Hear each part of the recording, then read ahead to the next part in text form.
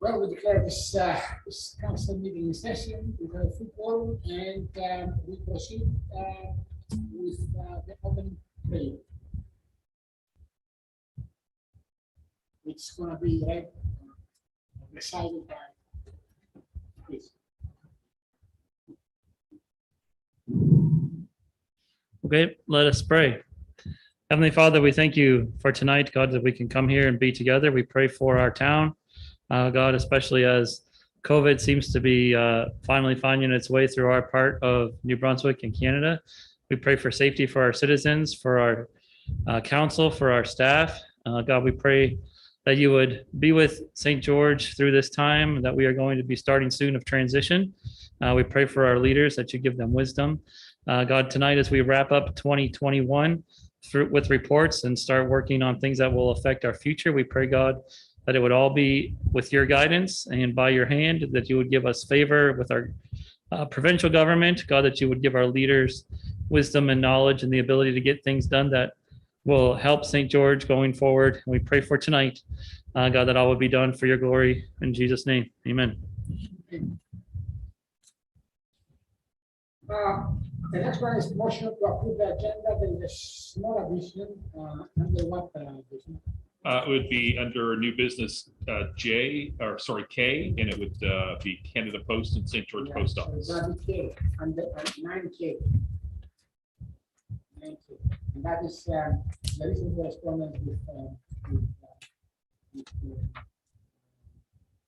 manager of government and community affairs. So I need a motion to approve the agenda. I'll second.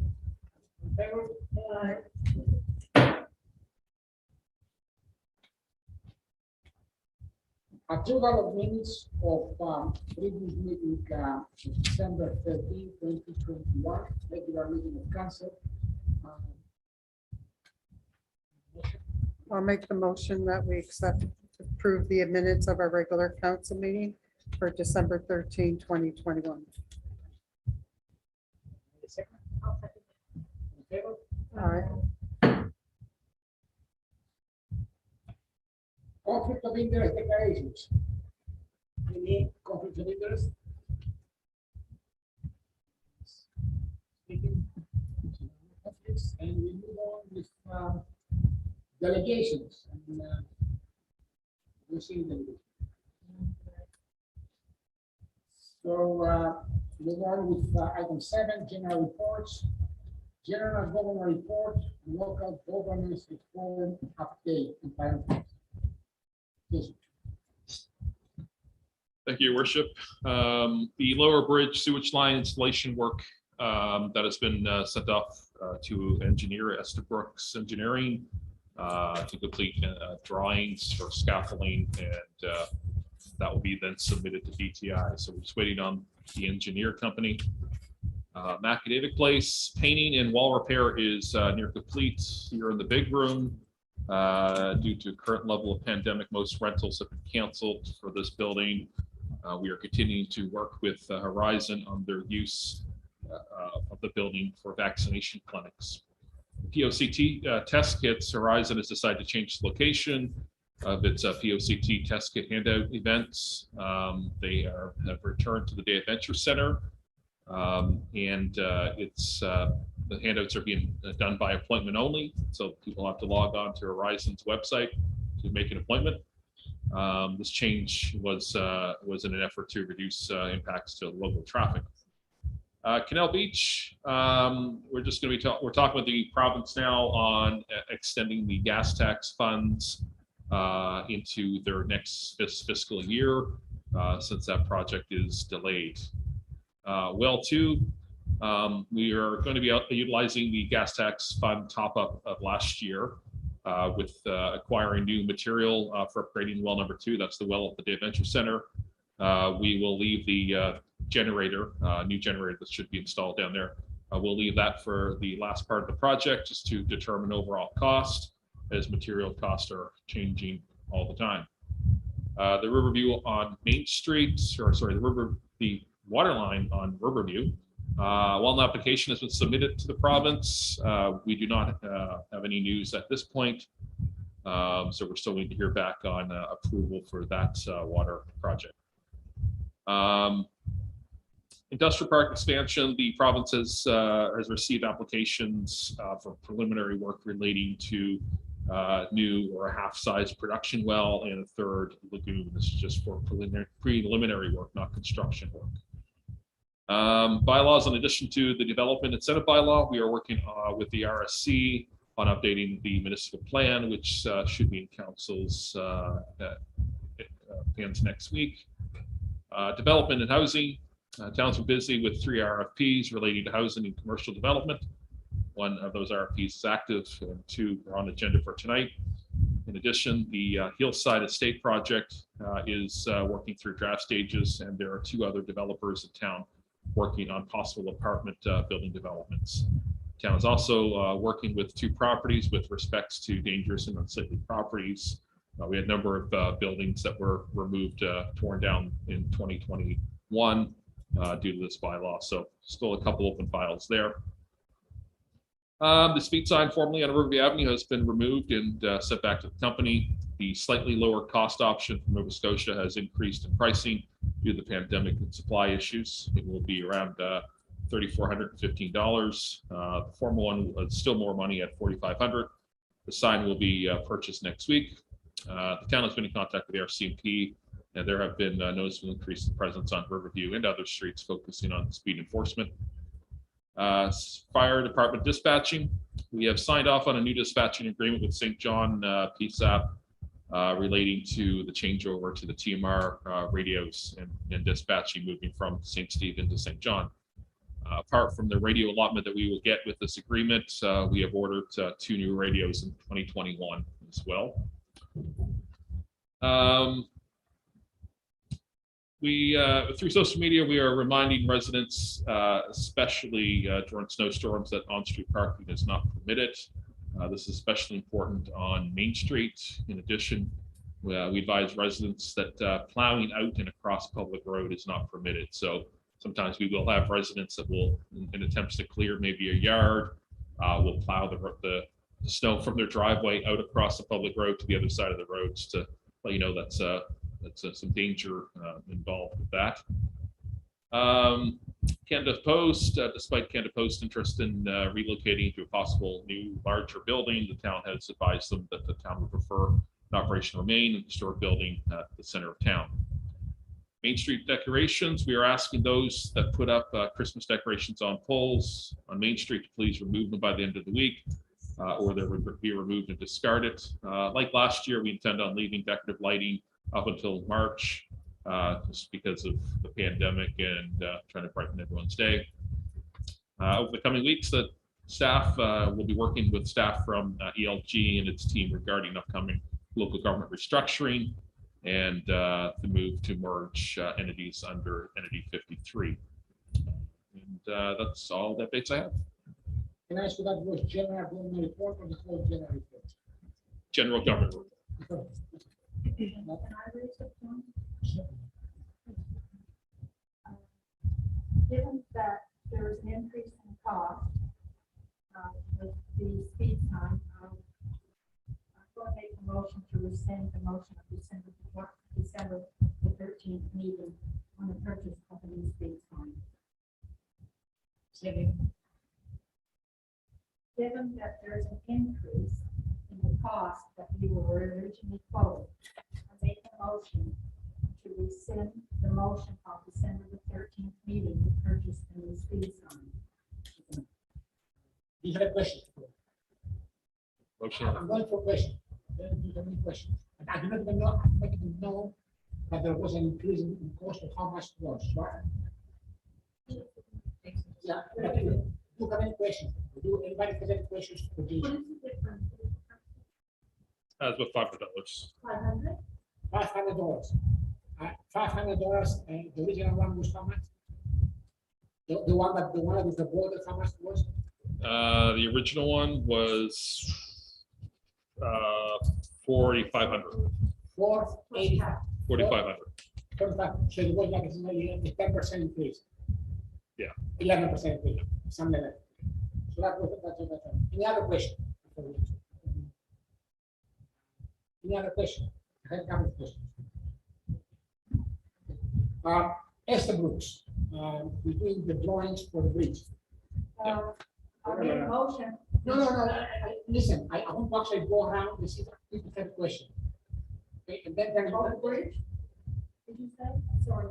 I'm gonna finish the motion. I want to actually have an opportunity for all the councilors to actually address the presentation that Jason gave us and ask questions that I may need to continue with. So I go around and I said, are there any questions for Jason with regards to the general government report that he has presented?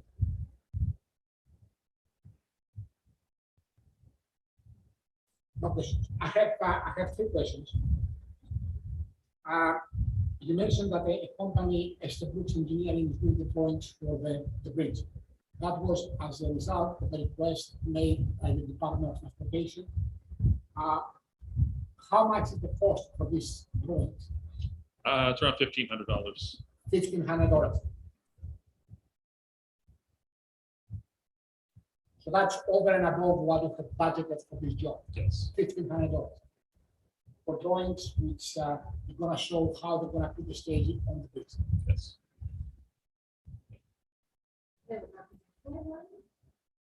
Engineering drawings. This has nothing to do with moving the weights on the bridge, but just the one drawings for that's quite disconcerting, actually, because $1,500 is a lot of money for something that will have perhaps no significance in the job. Did they ask why they did these drawings? What DTI did? Yes. They, in order to put anything on their bridges, they serve certain requirements, almost like a highway usage permit. So there's certain things that they want to fulfill their, to pass on any liabilities of the project. $1,500. You mentioned that in passive voice, the industrial application has been received by the province for a well and preliminary work for assessment lagoon. The passive voice, what is the subject there? We send it or the industry send it? We send it. We send it. Yeah. Do you get an application from the industry to do that? No, it'd be our project. So essentially, we are actually embarking into a project without having a request? We did receive a request on allotment of water allotment. So we do have requests from industry on the a water allotment of how much they're looking for under this new, under their own new development. So we did receive an official request from that. So So we have a request from Cuxapa Council for the quota of water that we don't have. that's right. And that's why we are putting, okay. Now, how about the lagoon? Did we receive a request from Cuxapa Council? It would be along the same lines because of how much water they're going to be taking in. It's how much water they're going to be putting out. So we know that would put the current industrial lagoon over capacity. That's why they're connected. Okay, so we know. So essentially, implicitly, we accept the fact that we are responsible for actually meeting the requirement for treatment. Yes, yes, for sure. Yes. That is significant, and do not go for the council, in my view. So I'm gonna ask a complementary question. How much was the application, has the application has been costed that we applied for the project? Yes, the total application. Yes. We have applied, so, okay, is it like an application to the province to do what? To do preliminary work for a well. Us. Us. To approve essentially for St. George to do preliminary work for the well and the Looking, expansion of the lagoon. yes. So it wouldn't be construction. It would just be the EIA studies, well testing, the things you'd have to do before any type of construction would happen. I'm a bit taken aback by this step. I don't know if you can find it. So I don't know that the 500 is concerned, but they're now getting something $2 million. So when it comes here, the other was up there, right? Can I ask you what's the scope of the project that was applied for? In size? In size, I mean monetary wise, it's around $1 million. It's $1 million. Yes. It's $1 million. And the how much gonna cost the town for that? We don't know. We apply for it. We don't know what the actual allocations are going to be. It could be as high as 90% is paid for by the feds in the province. So until we get back the response from the federal government through the province, that's when we'll know what the portion is. That's then we would then have a better understanding of well, how much is the town's share on this, and that, whether or not the project would go ahead, whether it gets support from an industry to cover the town's costs, which is what we're hoping for. Well, should we have actually someone from the industry to come here, like a vice president, to come here and tell us, we need this project and we are prepared to pay so much for it, or, you know, we want you to do that. Should we actually have that thing, this process happening before we apply for the application? They sent a letter, which I shared to council. So I mean, Yes. they did send a Yes. letter. So to have them here to explain that in person, they could.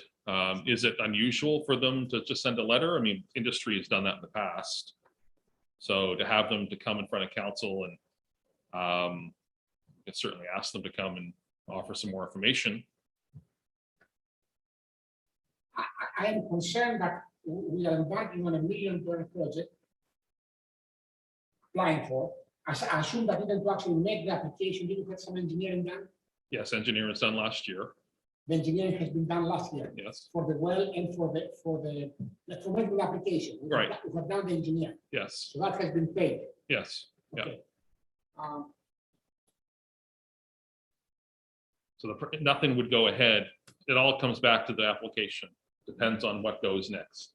If the applications get denied, then we're not doing anything. The applications are approved and it's up to 90%, then we have to look at the 10% or whatever the town. Do we cover it, or do we go back to industry to say, you know, we believe you should be covering that portion? The discussion on whether or not the industry is prepared to cover the gap should have been part of what we are using in our toolbox as we negotiate with the province and everybody else. Not necessarily.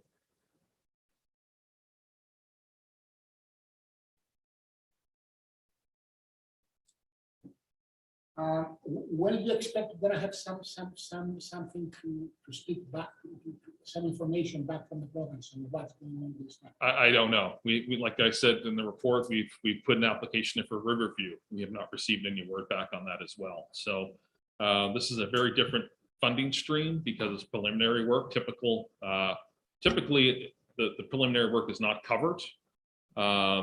So usually with the construction, it really comes down to the feds and how they come back to the province and whether they approve it or not. So give a timeline, I have no idea.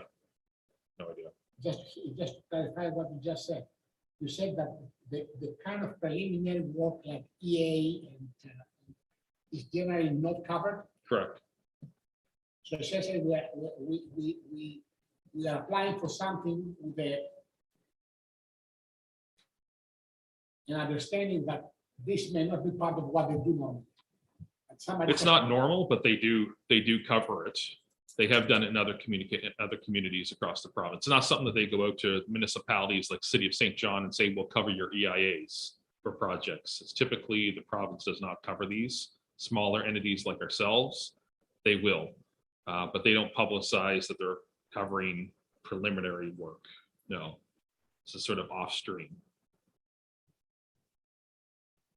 Well, I would have liked to see some more cooperation with the council with regards to, I have mentioned it a long time ago, but we would like to see, I want to work with them to actually make sure they can get the maximum amount of funding that may be available provincially and federally, but we would like to get some sort of an assurance that they would actually cover the town for what has to put in this thing, and that has not happened. Not at this point, because we don't know what there is to cover. Once we receive back from the province on what the allocations will be, the percentages, I think then that's when those conversations would start to happen. We just can't go to an organization and say, we want you to cover, we don't know how much that's going to be. So we're waiting to hear what that figure is going to be. I mean, we don't know. They could cover up to 95%. They could cover up to 60%. We really just don't know. It's at this point, it's just without that data coming back from the province, it would just be a waste of a meeting at this point. Anybody have any questions? So at this point, it's for the exploratory of water, Yes, so it's preliminary. preliminary. Yeah, It's not building the lagoon. That's correct. This is the preliminary start. You gotta start somewhere. right. But if this is, just so I'm clear, this is because of the Coke's factory and the need, the increase of need for a larger or a new to service the incoming and outgoing water. Correct. So that's really the purpose of the preliminary in the first place. Yes, yeah. We have received a letter from Cook saying that they need an allocation increase. So But it does it protect us in that issue of cleaning, their own cleaning system before the new part of the year? they've communicated with us. They're no longer interested in that being part of any project. So they're going to handle all of that. So we have that in solid understanding. Yes. So that would be determined pre-treatment. Yeah, Pre-treat. But in order to treat anything, you have to have water. that's right. That's the first thing. Yes. So all this is documented, Documented. like the fact that, as you said, the pre-treatment plan is still their responsibility. That has been, Yes. They've not officially asked us to add any type of pre-treatment plan at this point. Those were early conversations. Those are not pretty any conversations now. But we do have letter documentation stating that we will not be Yes. responsible Yep. for pre-treatment. so essentially, what we're going to be receiving, we're going to be the same quality of waste, BODs Yes. and all that Yep. as before. Correct.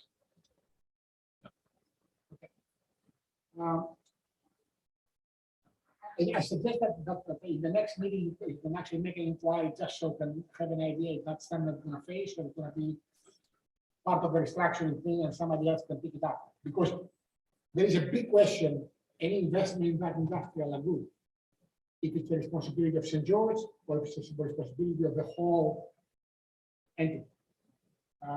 Because everybody's going to benefit if there's a bigger plant there and more waters and more housing. it's nice to have an update on that. With regards to the ELG, have you received any sort of agenda as to what? Nothing. Not at this point, no. We're still waiting to hear from them. So no agenda at this point. We don't know who's been hired for the mediator. So we're still waiting to hear from them. Yeah, it was interesting, back in August, when we sent that to the minister, a request to consider a few things. One of the things that we said is that, we have a COVID going on. And that may actually put additional strain that we cannot handle. So, I know that we don't have the power to force the minister to actually change his mind, but we have an obligation to tell our town that if we're gonna get into a situation that's gonna affect the town in the next 9 months, we should know about it, Mhm. because somebody has to take accountability for that. Okay, any other question for general government reports? No. I made a motion. So that's what I'm saying. I will finish with that now. Now I'm gonna go to you. We have a motion on the floor from Councilor Fulton, who in view of the increase of the $485 on the $4,500 machine, would like to rescind a previous resolution of the council to buy that machine. Right? To purchase a new speed sign. To purchase a new speed monitoring center. Am I right? This is a speed monitoring site, right? Yeah, speed radar sign. Yeah, that's So is the monitoring site that we're gonna extract data, or it's just a thing that flashes up with the number? that would be a data collection. It's a data collection, okay. So we have a motion. We have a motion. Put forward the council approval. Have a second on that? We have a second from Councilor Alice. Questions? I have a couple, because you couldn't, Leslie didn't have the Counselor Armstrong didn't have the information. And that's why I said at that particular time, I was voting against it. Did you ever find out about the warranty? If we move it from one spot to another, what is the warranty? Are we going to be covered? Because it's not always going to stay on Riverview. So if we move it back and forth, are we covered? Who's going to set it up every time? Do we have to hire someone to come in and set it up all the time? Or is it the town employees that are going to be able to set up all that and set that all up? Was any of that information found out that I asked for at the last meeting? When I said that's why I voted against it at that time? I can answer that. I mean, as far as the warranty is on the device only. It's not attached to any location, so you could move the device around. As far as who moves it or who sets it up, it will be Public Works. It would be the public work. Yeah. So they are going to be, they're going to have the credentials and everything to collaborate with and Yeah. get it all set up. And so when we move it, it's not going to keep voiding the warranty every time we move it or anything like that? No. Okay. Those were the questions that I had. That's why I voted against it at that time. I just wanted to make that clear. Just want to talk so I can understand.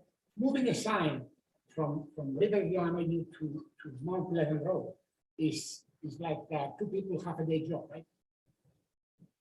Correct, yeah. It's not like, let's get a DOT approval and get engineering drawings and recalibrate or whatever. Just actually sending 2 guys this morning to work and take it out from place A to place B.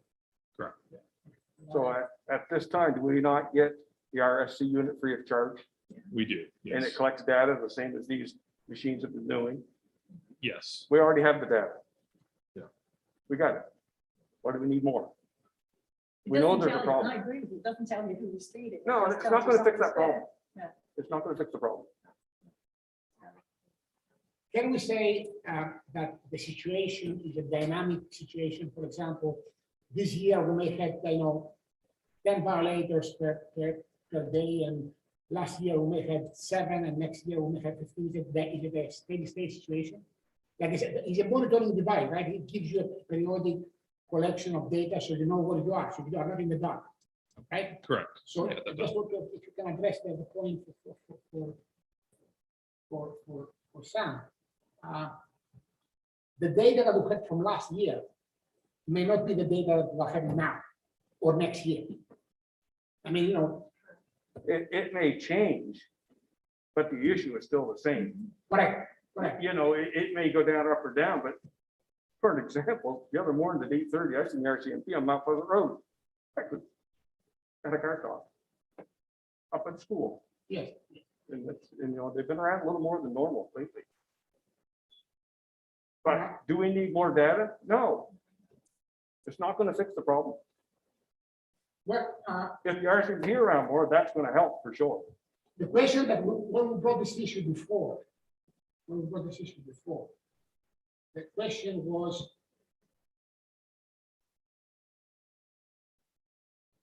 if we need to go to the RCMP and tell them, we have a problem here, you are doing a lousy job, do we need to have some evidence that says we are moving in the wrong direction, guys? You need to boost up your enforcement. And to me, that is like the way, first of all, I look at the numbers, $5,000. Over 5 years, what's the life of the scientist? 5 years? Should be 5 years. It should be. I mean, moving it around, depending on the frequency of moving it around up and Yeah. down. I mean, So it's $1,000 a year. It's $1,000 a year. So with $1,000 a year, we have at least a basic picture, numbers that you can actually take to the commander up there and say, hey, guys, you know, we need to do something. The numbers are going the wrong way. They don't go the right way. Right, but we get that data from the machine we get free. Yeah. It's gonna be the same data. No, we send it back. Yes, No, but the we can data's get it collected. at any time. We can get that machine from RSC for nothing, at a request for free. That was after when I was home, I was thinking about it. Why put out X number of dollars to buy the machine when that same machine or machines comparable to that is available from RSC? Is it, am I correct in saying, Jason, anytime that we request it, yes, that they will bring it in and let us use it, and we can set it up wherever in the town that needs to be set up, because there are other areas in St. George that has a speeding problem other than Riverview Avenue. I mean, Brunswick Street over by the elementary school, Mount Pleasant up by the high school, even Main Street itself is Absolutely. a problem. Absolutely. So if we weren't able to get that machine from RSC, yes, I'd say we buy our machine, but we're able to get it when we request it. So wouldn't our money that we spend on that machine that's collecting data be better spent somewhere else that is needed in the town? I mean, it could be anything. And if the other machine was not available, I say, okay, but the other machine is available, so why spend the money to buy a data collection machine and we can get it from someplace else? Can I have a question? So does it indicate like the speed, like when the car zooms by, will indicate the speed, the approximately the speed at which the car is going? The one that we had from RSC, yeah, that's So, what it did. but the difference was the fact that we couldn't have access to the data. It was the RCMP that was only had access to the data. we would receive the data and our CMP would as well at the same Okay. time. Okay. It's, we don't have to send it and forward it. They automatically get a copy of it. Okay. Oh, so what you're presenting is like, it's a free option. Yeah. But it Yeah. provides us. I just want to ask a clarification. Jason, if you want to have like this machine in Mount Pleasant Road for 2 months, and want to actually put it back in the spring on Riverview Avenue before David starts complaining again, to get some more data. Do you have any sort of understanding that this machine is available? The machine is available. I mean, it is shared within the RSC. So we couldn't just say, well, we're going to keep it for the year. You may have St. Andrews, St. Stephen has used it for long periods of time as well. So, I mean, you know, getting the machine for 4 or 6 weeks at a time is not unusual. We've done that in the past. Getting it for months on end is a little more difficult because again, it's a cooperative program. So Taking it all summer, St. Andrews could use it or St. Stephen could use it. So, Part of the issue too is, yes, it does collect data, but it also, I think, proves that they do work and people do slow down when they see the function right. And it's not a huge amount of money to own our own and also have the secondary one at other spots. So now we've got each end of the town covered and starting to show some, people breaking on the way out and on the way in. Okay, are there any questions, other questions? So I'm gonna put the question to the floor. And those who are in favor of the motion to actually receive the resolution we voted last time, say aye. Aye. So Aye. change them up. So that's Change what- from that. okay, and You better those show who are- hands or you can't see your Yeah. speaker. yeah, maybe it just, okay, yeah. Say again? Four. Yeah, so we'll go for it. And those who are opposed to it, Um, and I also think it's going to be very expensive to carry $1,000 a year, that's a couple of months. So I'm also made, so the motion has been taken. It has been passed. So, we'll move to the next one.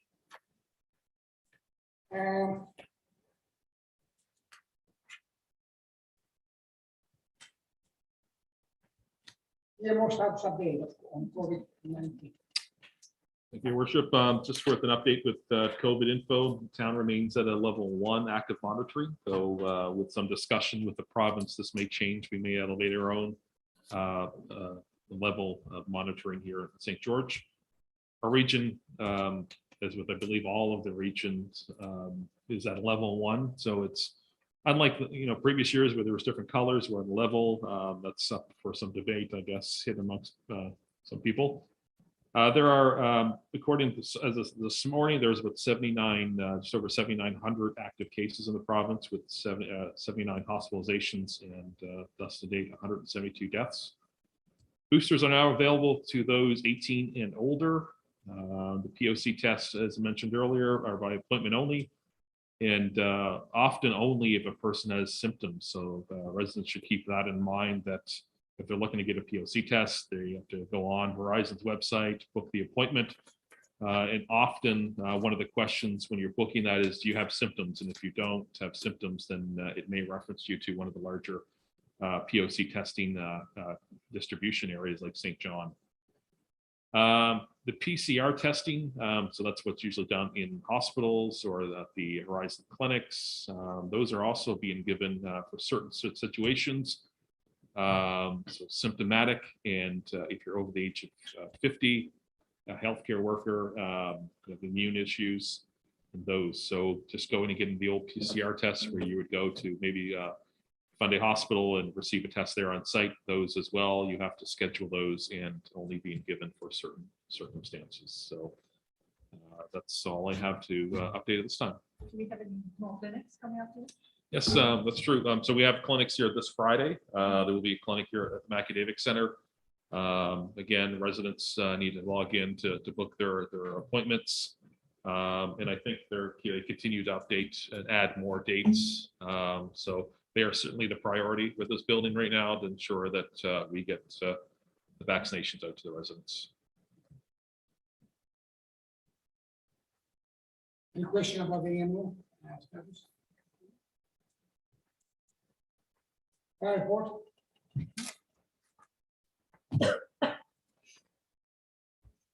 Thank you, Worship. Just with the absence of Chief Morton tonight, for the month of December, we responded to 5 incidents. None of the incidents were inside the town, and 5 incidents were outside the town.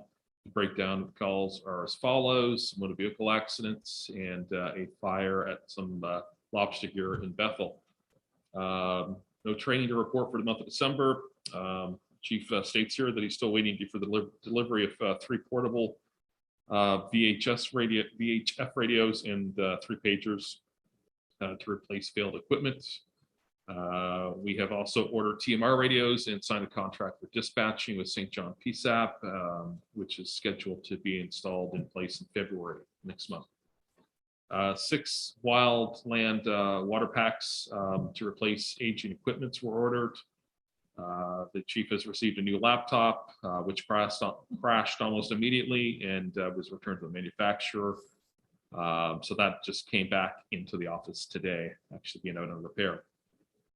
Things are quiet around the station for December. COVID restrictions restrict us from safely meeting and training, so we have refrained from any type of gatherings, and that was submitted by Chief Sean Morton. What was the brand of the computer that crashed? Dell, I think. Dell, yeah. Okay. Just want to make sure I didn't buy one. So. I wanted to actually ask the fire chief if he was here today, if he has any sort of discussion with the area 53 fire chiefs. And that's an important question to ask, because as we move to have a discussion with the province next week or whatever, probably we should be voting. We would like to, I would like to get from him the fact that he feels comfortable with what is anticipated. And that is something that I would like to get from here to actually talk, but then we can bring it the next meeting. Yes. But what's important to tell him that it's an important question that he should be asking himself. And then he told us that you and us. That's my question.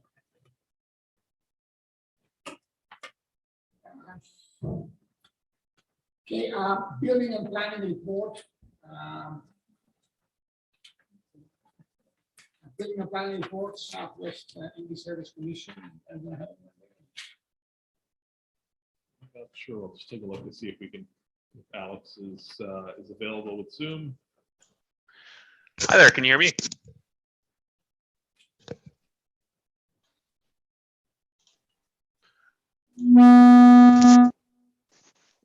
Hello, hello, testing. Works, okay. So I'll just go right in. So this month, this past month, we had one rezoning application that is still waiting more information before the application can be brought before council. But the other rezoning application, which I'll talk to later in the agenda, is related to 7 Wallace Street. And this is rezoning from commercial to residential. And council may give it first reading tonight, set a date for public hearing objection, and request a view of practice if it wishes. I'm going to just do a quick development update for the year. There was a total of 25 building permits issued in 2021. The total value of the construction, the total estimated construction value was over 15 million. And in the report period of December, since the last council meeting, it was just one new permit, estimated value of 90,000. In 2021, in total, there was 26 development permits. So these were just permits related to zoning. The value of the construction related to those was 1.6 million. There was 4 subdivision plans approved in the year, and one which is carrying forward into the new year, which is related to 20 proposed lots. So that's still in review. I did a little breakdown between the different years of total combined permit value construction, or sorry, estimated construction value. And you can see in 2021, there's been a sharp increase in the value of construction. So 2019, it was just over 3 million. 2020, it was 1.5 million. And 2021, it was 16.6 million of estimated construction value related to permits. So that concludes my report. Thank you.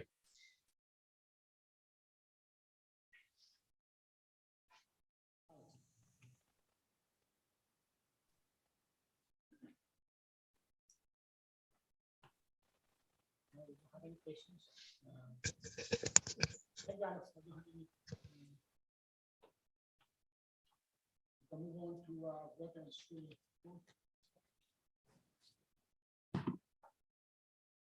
Your worship, water and wastewater report for the month of December. Average daily water consumption for December was 293,435 imperial gallons for a total of 9,096,500 imperial gallons.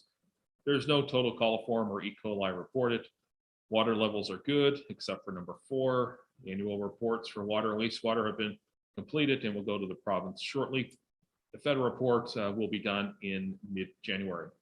The contractor for well number 6 installed a cove base and it did not stick. The payment will be held back until that is fixed. Third motor at the booster station has the bearings changed to maintenance-free ones, as the old ones didn't allow grease to penetrate easily through. Styrofoam in sewage lift station 9 on Macadamic Drive continues to be a problem coming from the styro plant.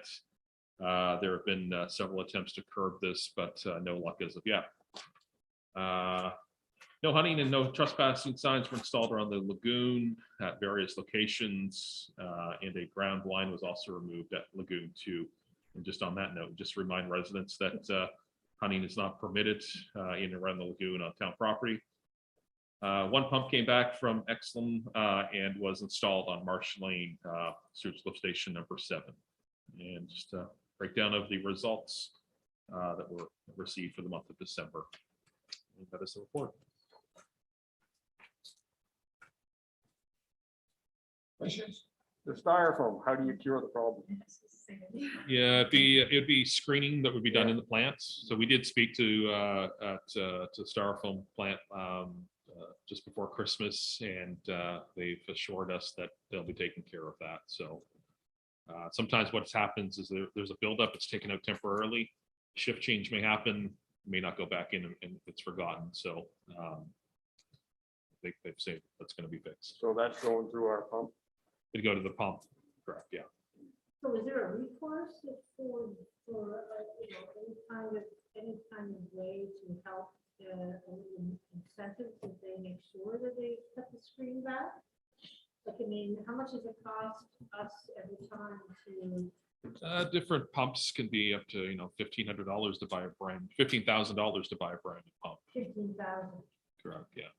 So Normally, when you have something that needs maintenance, you have to take it out of service for a day or half a day to work. Normally, you have 2 parallel paths. You keep the one isolated, and then you have to work on that one. You shut off the one and you work on it, and you open that. So the actual fix to have a configuration that will allow this thing never to happen again is fairly simple, and maybe we should be asking them, if they don't have it, to actually put it in. Because all they need to do is actually put a parallel path, 2 valves on each side. And if they want to work on the spin on that one, they shut it off, both valves, and they work on that one while the path is going on that new good screen. So it's a fairly simple fix. So if that thing is not there, the problem is going to happen again. Mhm. I mean, because if the plant runs 360 days a year, and they have to do maintenance on the screen periodically, that's going to happen again, unless they have a parallel path to actually do it. So maybe when Leonard comes back, hopefully come next week or whatever, can go and have that discussion with them. yeah, I mean, certainly we've had a discussion, and they told us that they will adjust some of their operations. I guess we'll see. The evidence is fairly simple to see. When you open a manhole up front on that sewage lift station, we'll see whether that's the case. So we certainly. I think that's something that has to be done inside the plant. It definitely is. It'll be there. It'll be inside the plant, whether it's screening or different types of pumping systems, whatever they have inside. So we're not too overly concerned of how they do it, as long as it is screened out and doesn't come into the system. So Can you request that often? to request them to put in certain Can we pumps. request them to fix whatever's going on inside the plant? Yep, we have. Yeah. And They haven't yet. So far so good. Yeah, I mean, this was in December, so we haven't had any issues yet. So we'll take them at their word and kind of go from there. So It's a fairly straight fix. And it's not $100,000, like $10,000, $20,000 actually doing them. Because that thing is gonna cost us $20,000 next time.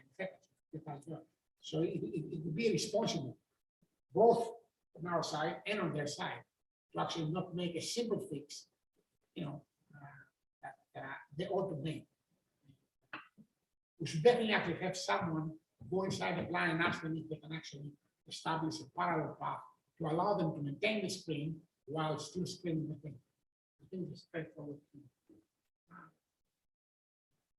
Sam, you have any question on that? No. Any other have any question on this, water and sewer? Okay, transportation, Transportation report for the month of December. Along with filling potholes, the ramp on Portage Street was sealed off. We picked a pallet of cold mix for the winter season. The light pole on Riverview Avenue was fixed after being hit by a vehicle in a snowstorm. And just a side note on that, that was, did have coverage. The person who did have insurance coverage, so that has been taken care of. A tree on walkway number 3 was removed when it fell over, and residents let us know about the tree down. This was a rather large tamarack, which was pushed off the trail to clear it. Stop sign on Carrollton Portage was knocked down. We put it back up, and it was knocked down again. Only a second time. The stop sign, posts, and street signs all disappeared. Only, I guess.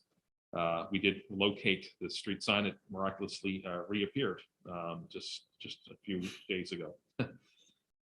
So it is going back up again.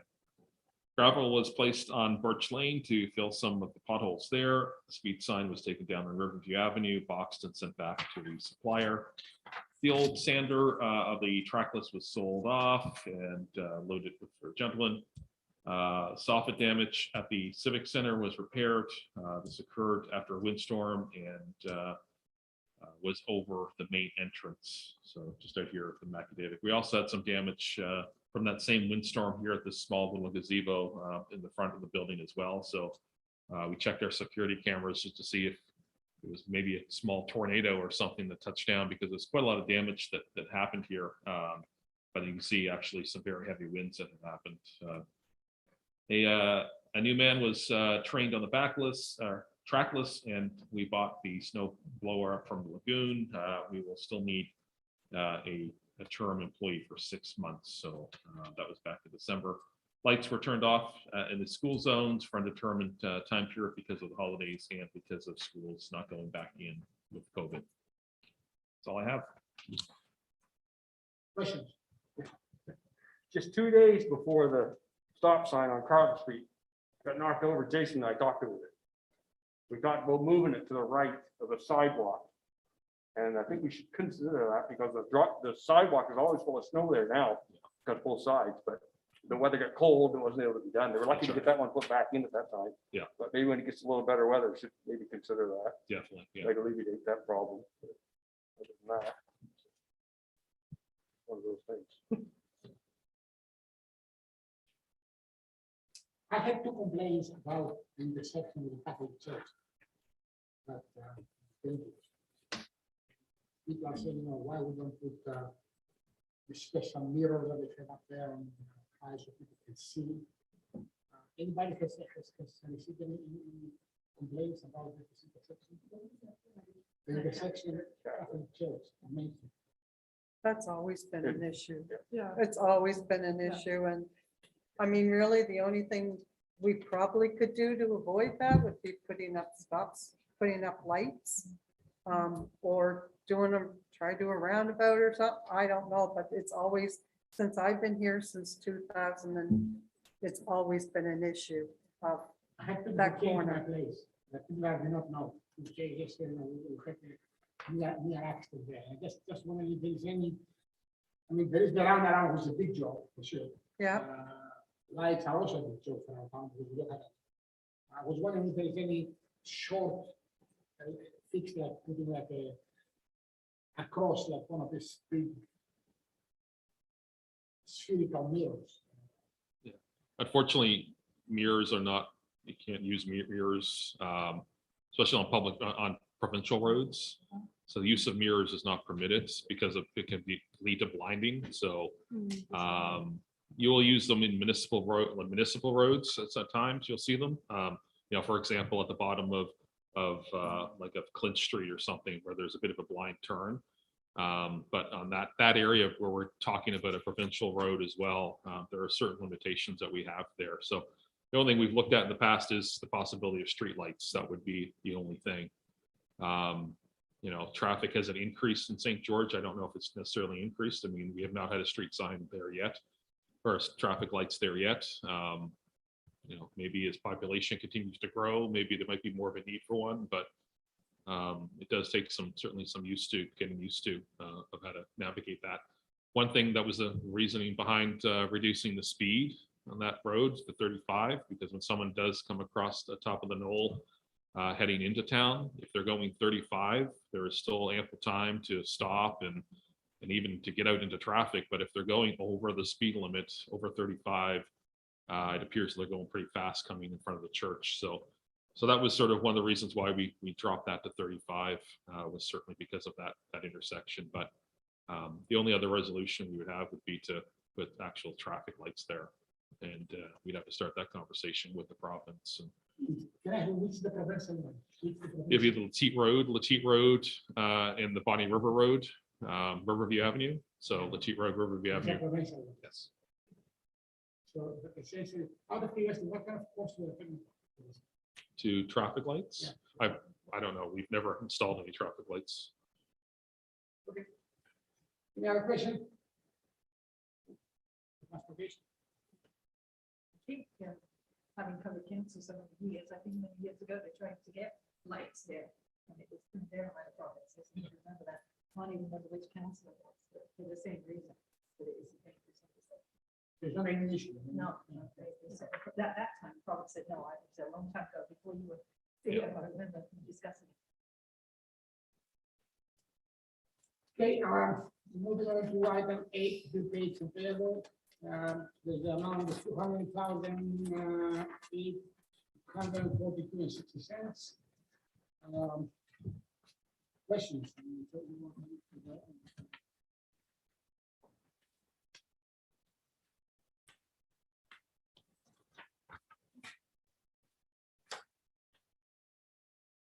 I do have one question. I know, Jason, that you mentioned transportation report that the white pole that was hit was insurance paid. But I noticed on page 2 of 5, number 46308, the street light pole repairs at the swimming pool. I believe so. Yeah. So we paid for it and then they reimbursed that? Yep. We would go through the insurance. So we still have to do the work, and regardless, we'd have to do the work. So submit that to the insurance company. And I believe that one, typically insurance companies come back and say there's depreciation, and we begin this back and forth debate on how old the item is. And I don't believe with that one there was really anything. They were just sent us the check. So Yeah, that's a good time. yeah, no, definitely. Probably won't be the last. No, either. I do have a question on 4 of 5, the health and safety N95 masks. Who were they bought for? Were they bought for the workers? For Or were they everyone, bought for yes. the Yep, staff or they're bought for the public works guys. for the public works guys? Yeah. And how many did they get for $99? Quite a bit. It's quite a few to use every day. I don't know the actual number on them. I think they're quite Like a substantial for 50 to 100? trying to get a in year's box? supply. Yes, yeah. Okay, no, just wondering. It's good to know that they have them at the pharmacy so that people can go in and purchase them if they need, that's all. Health control services. Can we do that? How many times a year do we do that? Seems like a huge. Yeah, it's quarterly. It's a quarter of the, it seems like every time I look, I see this $15 for the dog guy.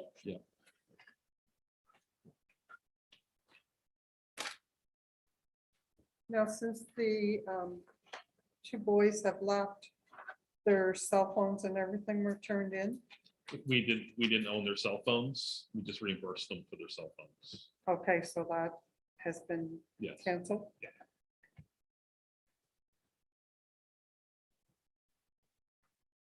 Is there any fees that will be looking after while they're gone? Because they're only knows about the involvement? No, no medical stops. Yeah. No medical, no medical. There'll be no benefits, everything stopped.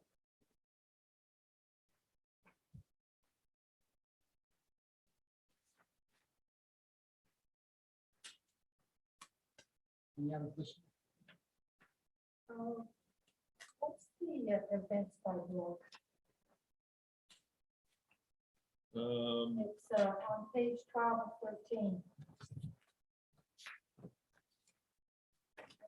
We just spent $100 and there's $1,000 that was budgeted. I'm just curious as to what it was. So that would have been for the start of this year. Go back to 2020 for the budgeting of 2021. There was probably, we were going to carry over doing some events here. And I thought we stopped that in our. Yeah, budget. we Yeah. did. It was just, that would have been there's It's just probably money. carry over. Yeah, there's just money sitting there in that GL, and we Yeah, never and used it. Christmas first night is our Christmas Yes. tree lighting thing, right? Yes. We spent $888.98. Yes. Including the chocolate. No, that's separate. Which is one of the first things our night.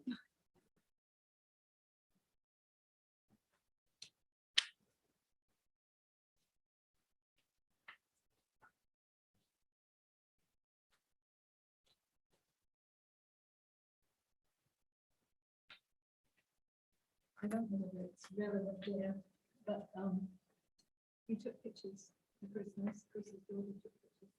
Christmas. Did we ever give anybody pictures or send? How do people know? I know a lot of people would probably like to see their pictures. It's Facebook. Yeah, they're posted to Facebook. so can they buy them? Um, We couldn't find them on the website. Yeah. Oh, well, I couldn't find it. That's okay. That's all right. I went to the town website and I couldn't find them. So they're on Facebook is where, because I know that we paid to have it done, and I was just wondering, where can people get them? Because I couldn't find them. Now I couldn't find them either. That's why I wanted to. Of course, again, I can't find too much on that website either. So do we print them and sell them to them, or do we give them to them? That's the thing. Facebook has fairly poor resolution. I mean, they just compress the images way much. Yeah. Actually print. Yeah. So if you want to print, somehow you should have in the list, someone can download it and get it to Walmart and print it. That's what I'm thinking, because not everybody wants to look at it on their phone or on a computer. They like to- Like print. So, it may be a worthwhile thing to do, actually. If you actually, you have the pictures. It's not a big deal to actually download them on a directory and have all the, it must be about 50, 60 pictures. There's all the kids. About 50, 60 pictures. So having 50, 60 pictures with a thumbnail and then the file that you download and you get it. It should be a relatively small job, maybe a couple of hours. Maybe. Say again? By 10 minutes. You say a couple of hours? Yeah, I don't know. Yeah, I can do it 10 minutes. So, I can get that done. yeah, it may be worthwhile to actually pass on the story out. But this is what it would be available when we have. We're not going to post them. But some people don't have computers, and they can say, like the actual picture, you know. We're sharing the Yeah. drone line, Saskatchewan, whatever. Yeah, no, I, Any other question about the bids there?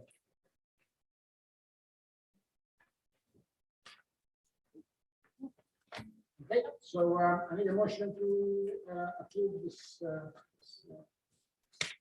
bill paid and payable. I make a motion that we pay the bills and payable in principal for December 31st, 2021 in the amount of 200,842.60. I'll second it. All in favor? Aye. Anyone against?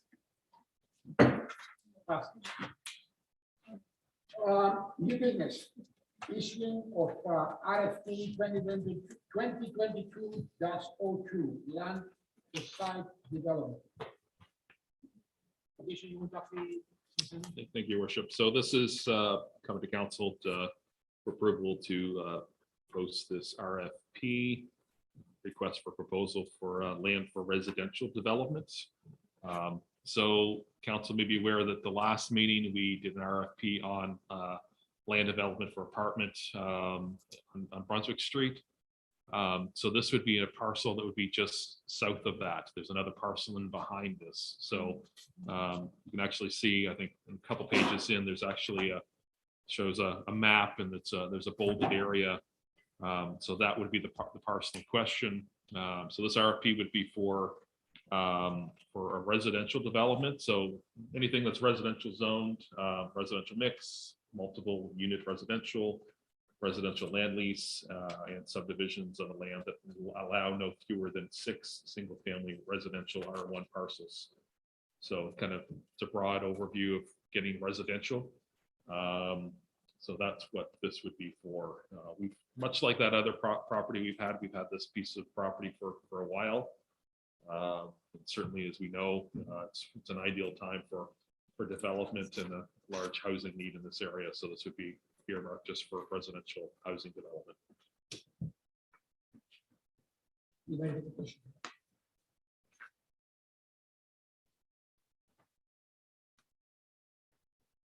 Is this the one that, Alex talked about? No. No. No. No, It is, yeah. that'll be something different. The only thing I would just highlight is there's a point that is highlighted, a couple of them that are highlighted of commencement dates. So, one is saying that commencement construction may start in January of 2023. So that's the latest. So it may start next year, but we'd like to see something started in that lot by January of 2023. So it's basically 12 months away from now, and see construction start, and really to see it completed August of 2024. I've seen, with regards to the proposal being completed by that point. It really depends on, again, the proposals. We may get a proposal for a subdivision of 6 house lots, giving 6 homes up there, and maybe the proposal depends on really the proposal from developers. Certainly, the more a developer would want to see more development, for potential return. So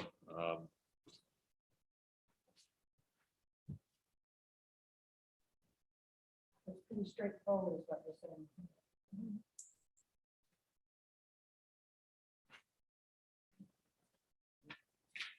Okay, so we need a motion to actually issue the RFP 2022-02.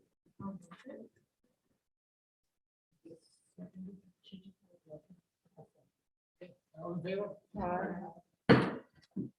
Second one is RFP 2022-03, land for site development. Jason. thank you, Your Worship. So this is another RFP for development. So this development will be commercial in nature. So this property is next to exit 52. Some people may see we actually have a sign on the property right now. So this would be, it's currently zoned, I believe it's highway commercial.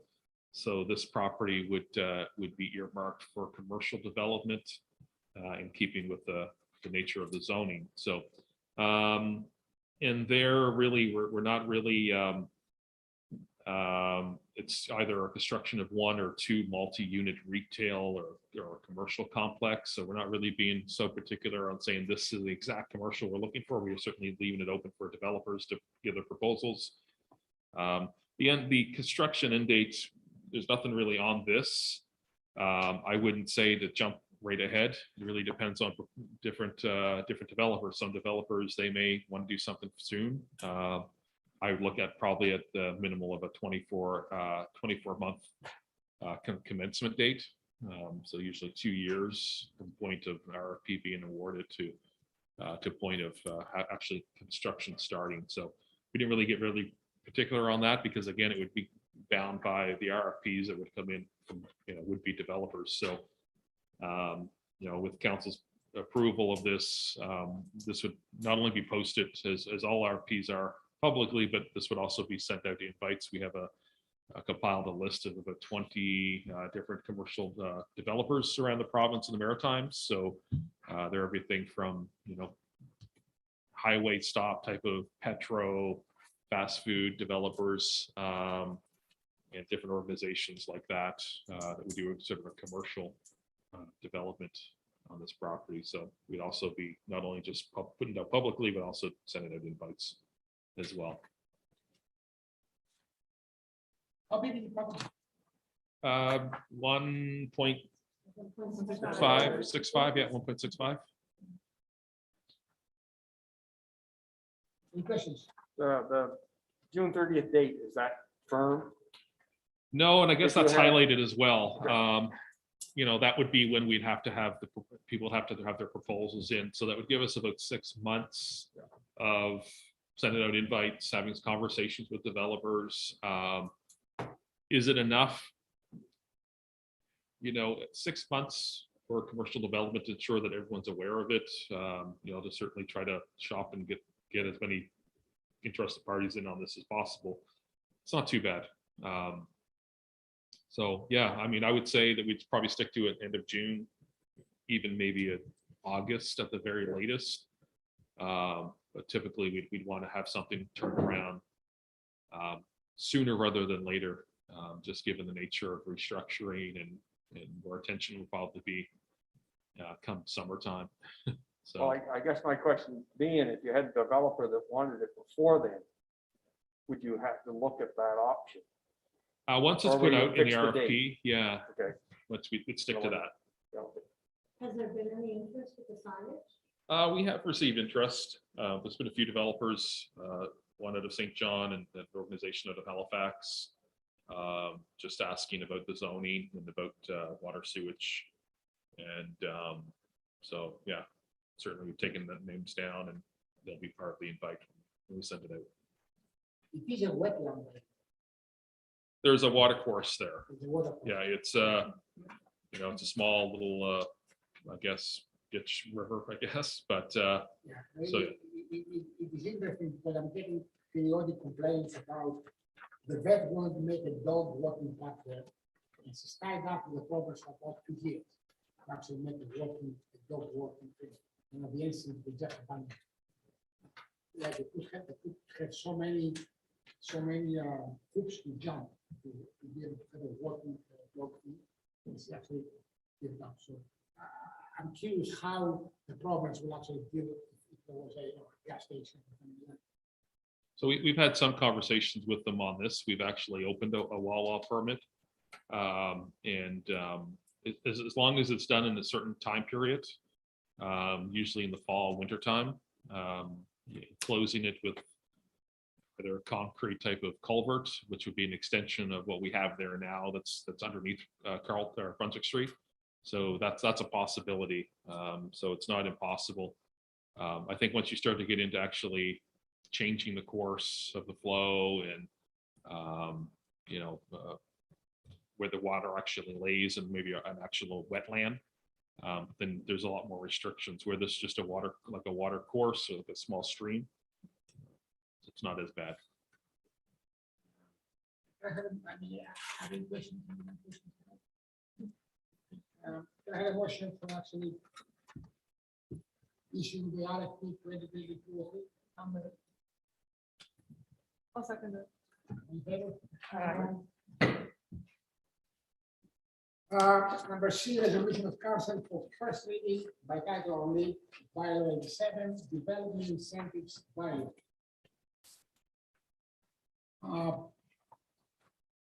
guess we discussed it before, unless there are any questions, we can actually need a motion to actually move on. Your worship, I can certainly read by title only if you wish. Okay, give a yeah, go ahead. preamble on it. Okay. So this is a bylaw number 87, a bylaw of the municipality of St. George Development Incentives. So this would be bylaw number 87, title only. Questions? First read, accept the first reading, have to do that, yeah? Yeah, no, yeah. So, any questions? Questions? No, okay, so, We are approve the moving. first reading by title, yeah? Yes. Yeah. 9:47. So in favor? Aye. A resolution of council on second reading is the bylaw 87. Development incentives bylaw. Jason. Yes, worship. So this would be by title and by full. So this is bylaw number 87, a bylaw of the municipality of St. George Development Incentives, bylaw number 87. So the full entirety will be in draft state and available for anyone that's interested. We will have copies made at the town hall, as well as on our website too. Any questions?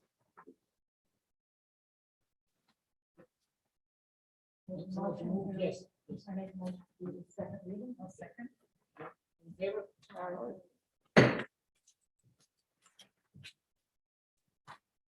Moving on to item E.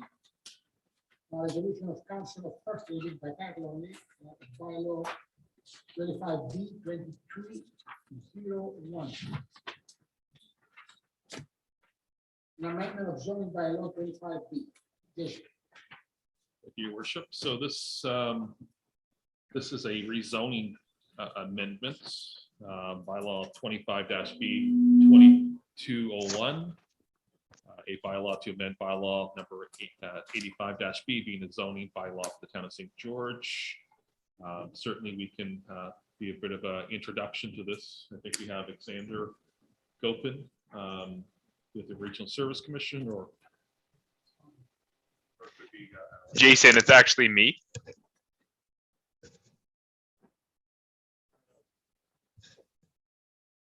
It's Alex Henderson.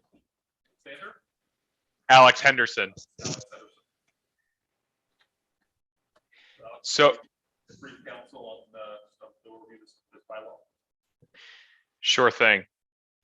So council, this is a bylaw to amend the zoning map. And this is, as I said before in the report, somebody's requesting to have their property zoned from downtown commercial C1 to R2 residential mixed zoning. The background here is that an individual had the property as a business, and the business ceased operation in 2020. It was zoned as downtown commercial per the zoning bylaw, but it's actually one of these situations where the municipal plan showed it as residential when we looked at this one in detail. So it's only a rezoning. There's no municipal plan amendment needed because actually bringing it back to residential brings it into conformity with the municipal plan. And as we've done before, where there's non-conformity between zoning and the municipal plan, it's a council policy, and this is actually a section of the municipal plan, to encourage the relocation of non-conforming uses to appropriately designated and planned sites. So if this ceases to be a business and just becomes a home, then it would be non-conforming, and it's appropriate for it to zone down to residential. And the applicant's doing so because if you're in a commercial zone and you just want to have a residential use, well, you actually would run into issues with getting building permits for residential only use because you have to have a business there. So in this case, they're getting the property zoned, or asking council to zone their property correctly residential, and that would fix the problem. So there's no proposals, just changing the zone to reflect what actually is the real land use as is today. So what we're doing today, what council has the opportunity to do, is to give first and second reading if it wishes to this bylaw, 25B 2102. And additionally, council may request the view of PRAC, the Plan Review Adjustment Committee, on this bylaw. And in addition to that, it can set a date for a public hearing of objections to be advertised in accordance with the Community Planning Act. So we've talked to the CAO what would be a potential date if council wishes to go that direction. And if you set the date before your next council meeting, that would work with the Community Planning Act if you so choose. So I'll conclude there. And if you have any questions, I'll try to listen. It's just a little bit difficult to hear you guys. So if I need to ask you to speak up, I do apologize. Just to get some more clarity to this, as well, this is for 7 Wallace Street, so we have a small section that links Portage to Brunswick Street, so it'd be just almost directly across from the credit union on the post office side. There's a small greenhouse, almost barn style, it was used for insurance investment. It used to be Jeff Scammell's property. Okay, And they want it to go back to residential. Correct. okay. So as Alex was saying, it really never complied with the municipal plan to be commercial to begin with. Right. But was zoned commercial for the time being. I mean, certainly not much of an interest to maintain the commercial spot. It's not really accessible, doesn't have storefront. It's been very limited signage as well. So, and even the building doesn't appear to be a commercial building. So certainly would be my recommendation that we move ahead with rezoning. It is very tiny. And what I find is it's straightforward. Yeah. It goes back to the only thing is, how much practical and charge? Nothing, part of our service. Yeah. Yeah, so, I guess, are there any questions? So, can I have a motion? I'll make a motion. And I'll second it. In favor? Aye. And resolution of council on second reading is entirely bylaw 25B 2201, amendment zoning bylaw 25B. Your worship, so this is for second reading in its entirety. So bylaw number 25-B 2201, bylaw to amend bylaw number 25-B being zoning bylaw, town of St. George. This is fairly simple. So be it enacted by the council of the town of St. George as follows. Bylaw number 25-B, the zoning bylaw for the town of St. George is amended by changing the zone as shows on the zoning map attached to the said bylaw as Schedule A. Therefore, for the land shown as Schedule 1, attached here to forming part hereof from C1 downtown commercial zone to R2 residential mixed zone. And again, this is anyone that looking for an actual draft copy will be available on our website and at copies at the town hall. And we're going to plan to have a half an hour hearing at the next meeting. Yeah, I believe that's on IV number H. That's fine. Right? It's coming up in. What's coming out? Yep. Okay, so I can have a motion, please. I'll make the motion that we entirely bylaw 25B 2201. All in favor? And now we move to the item 9K. No. Second. Oh, sorry, go to the next page. I just- Go to- Yeah. So go to H. No, G, the very first one.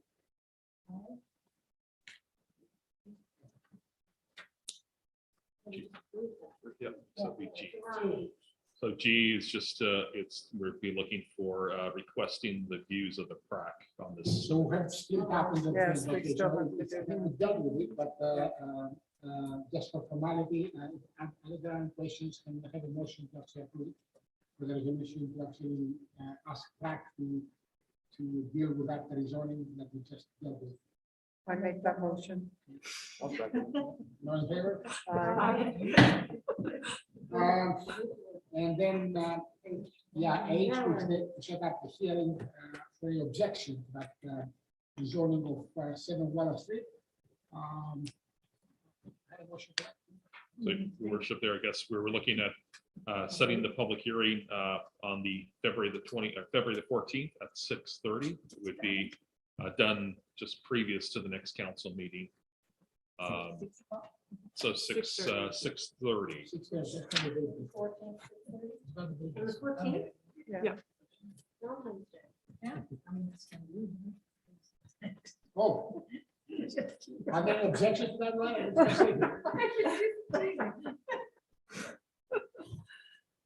So it's for the next council meeting at 6:30, the next regular council meeting. the February. Yeah, so the hearing section would be a 6:30. different meeting, but it'd be just previous to the regular That'd be council. different meeting, right? So I'll make the motion. motion and seconded, so all in favor? Aye. Aye, request for town funds for 2022. Jason.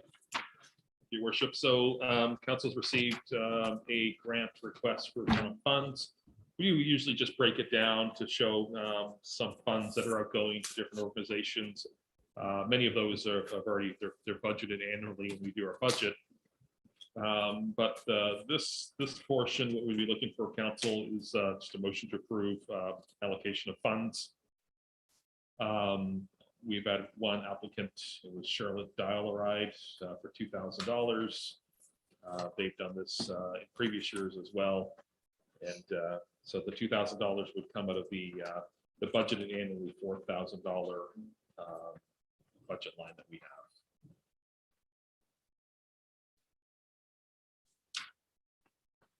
So the specific request for town funds now have only one.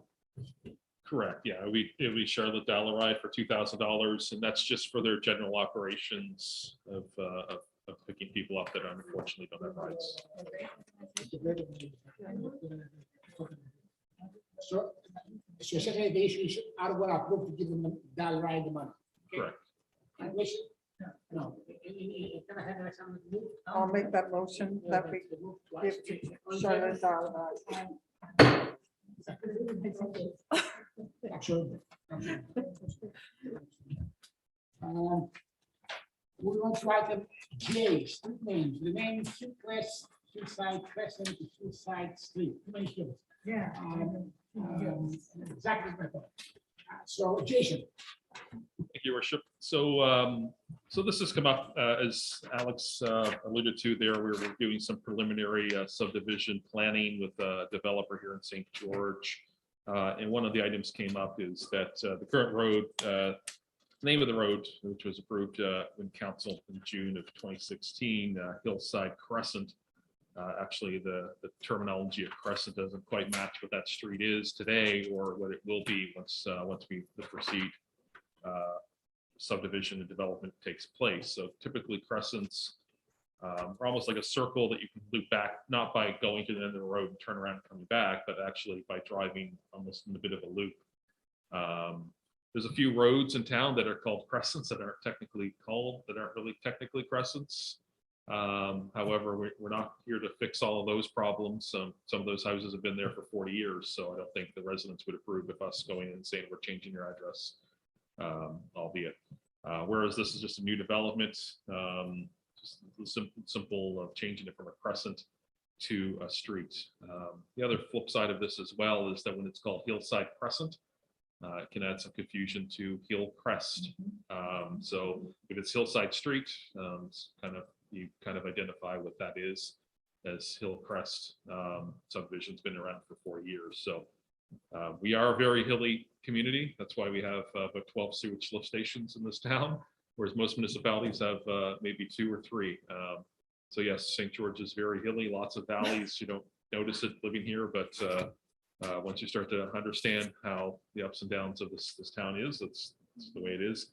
But I guess the other point to make on this is the reason why we're just sticking with Hillside and changing to streets is the developers already had some thoughts, has already been working in this for quite some time as Hillside Estates, which is what you'd like to see coming off of some of the two main streets. So people fairly quickly identify, well, that's where Hillside Estates is likely have. So like I said, 2016, the name itself, the first name was chosen by the council that day.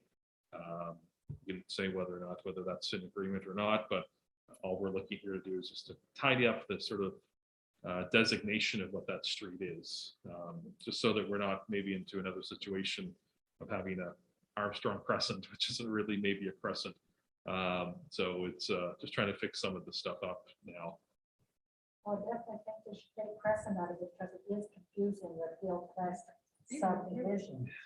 So if the Crescent went away, it might make it a whole lot easier to just a Hillside Street and then Hillside Estates, but. Would the developer be offended or in any ways his investment be diminished if we call it Nathan Rubin Street? I can't personally speak for them. They certainly have had been attached to that name for some time. They've had, whether it's on development plans, surveying plans of lots, that would all signify that it's Hillside Estates. I'm just thinking of plans that I've seen, the draft states that he has all shows Hillside Estates. So would that change that?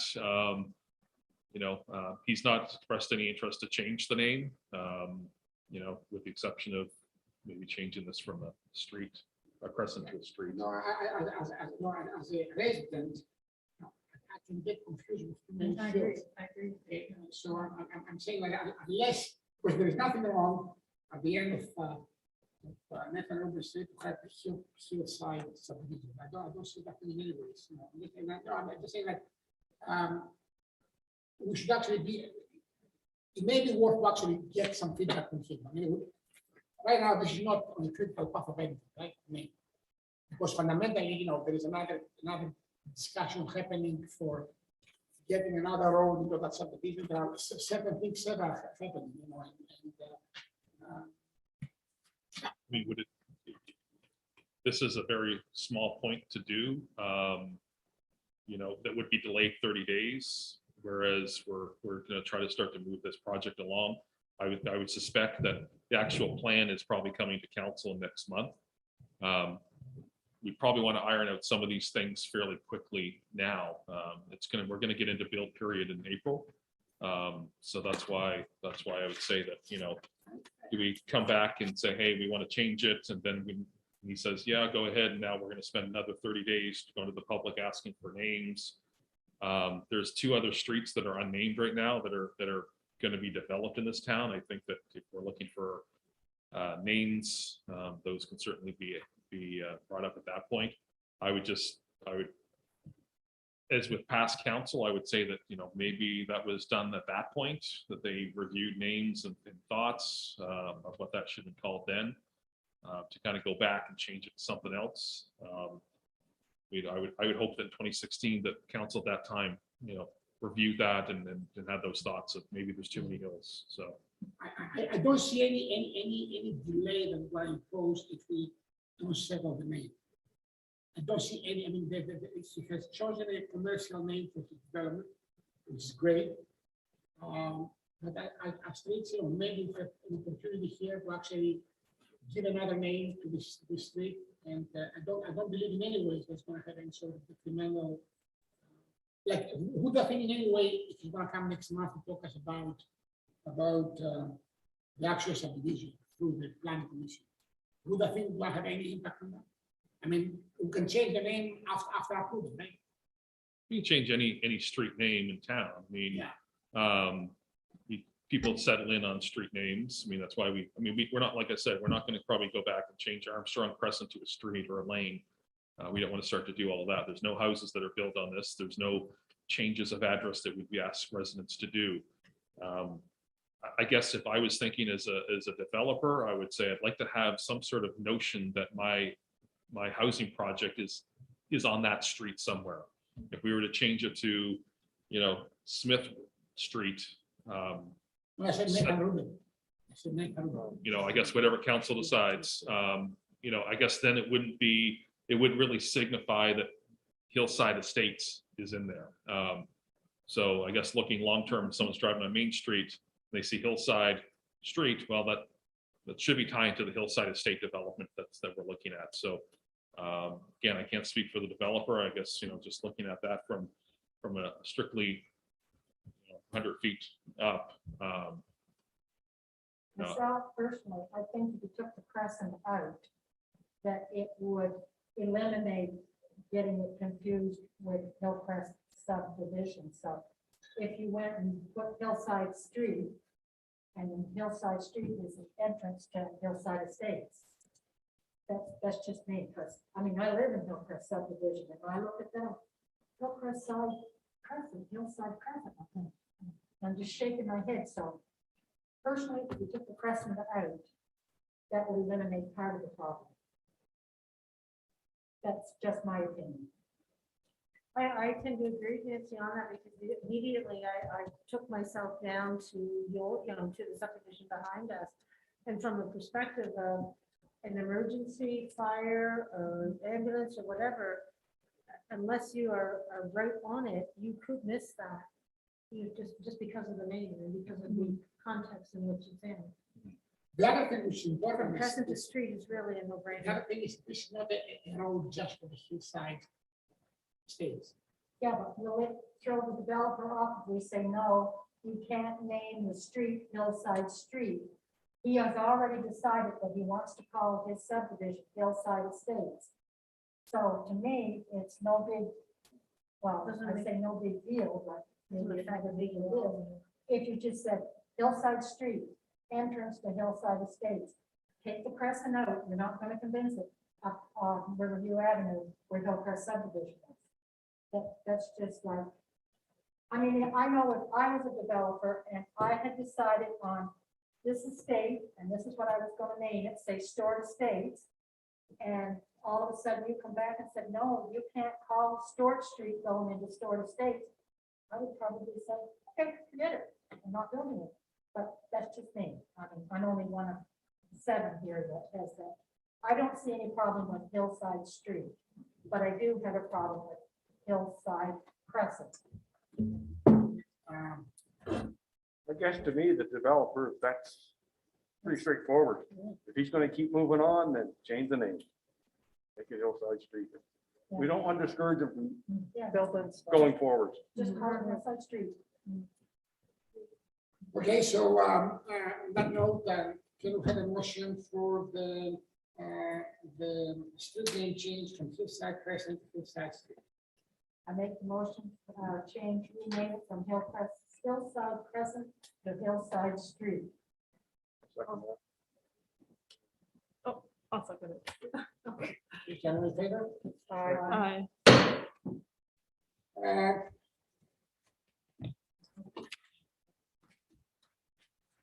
Okay, yes, right?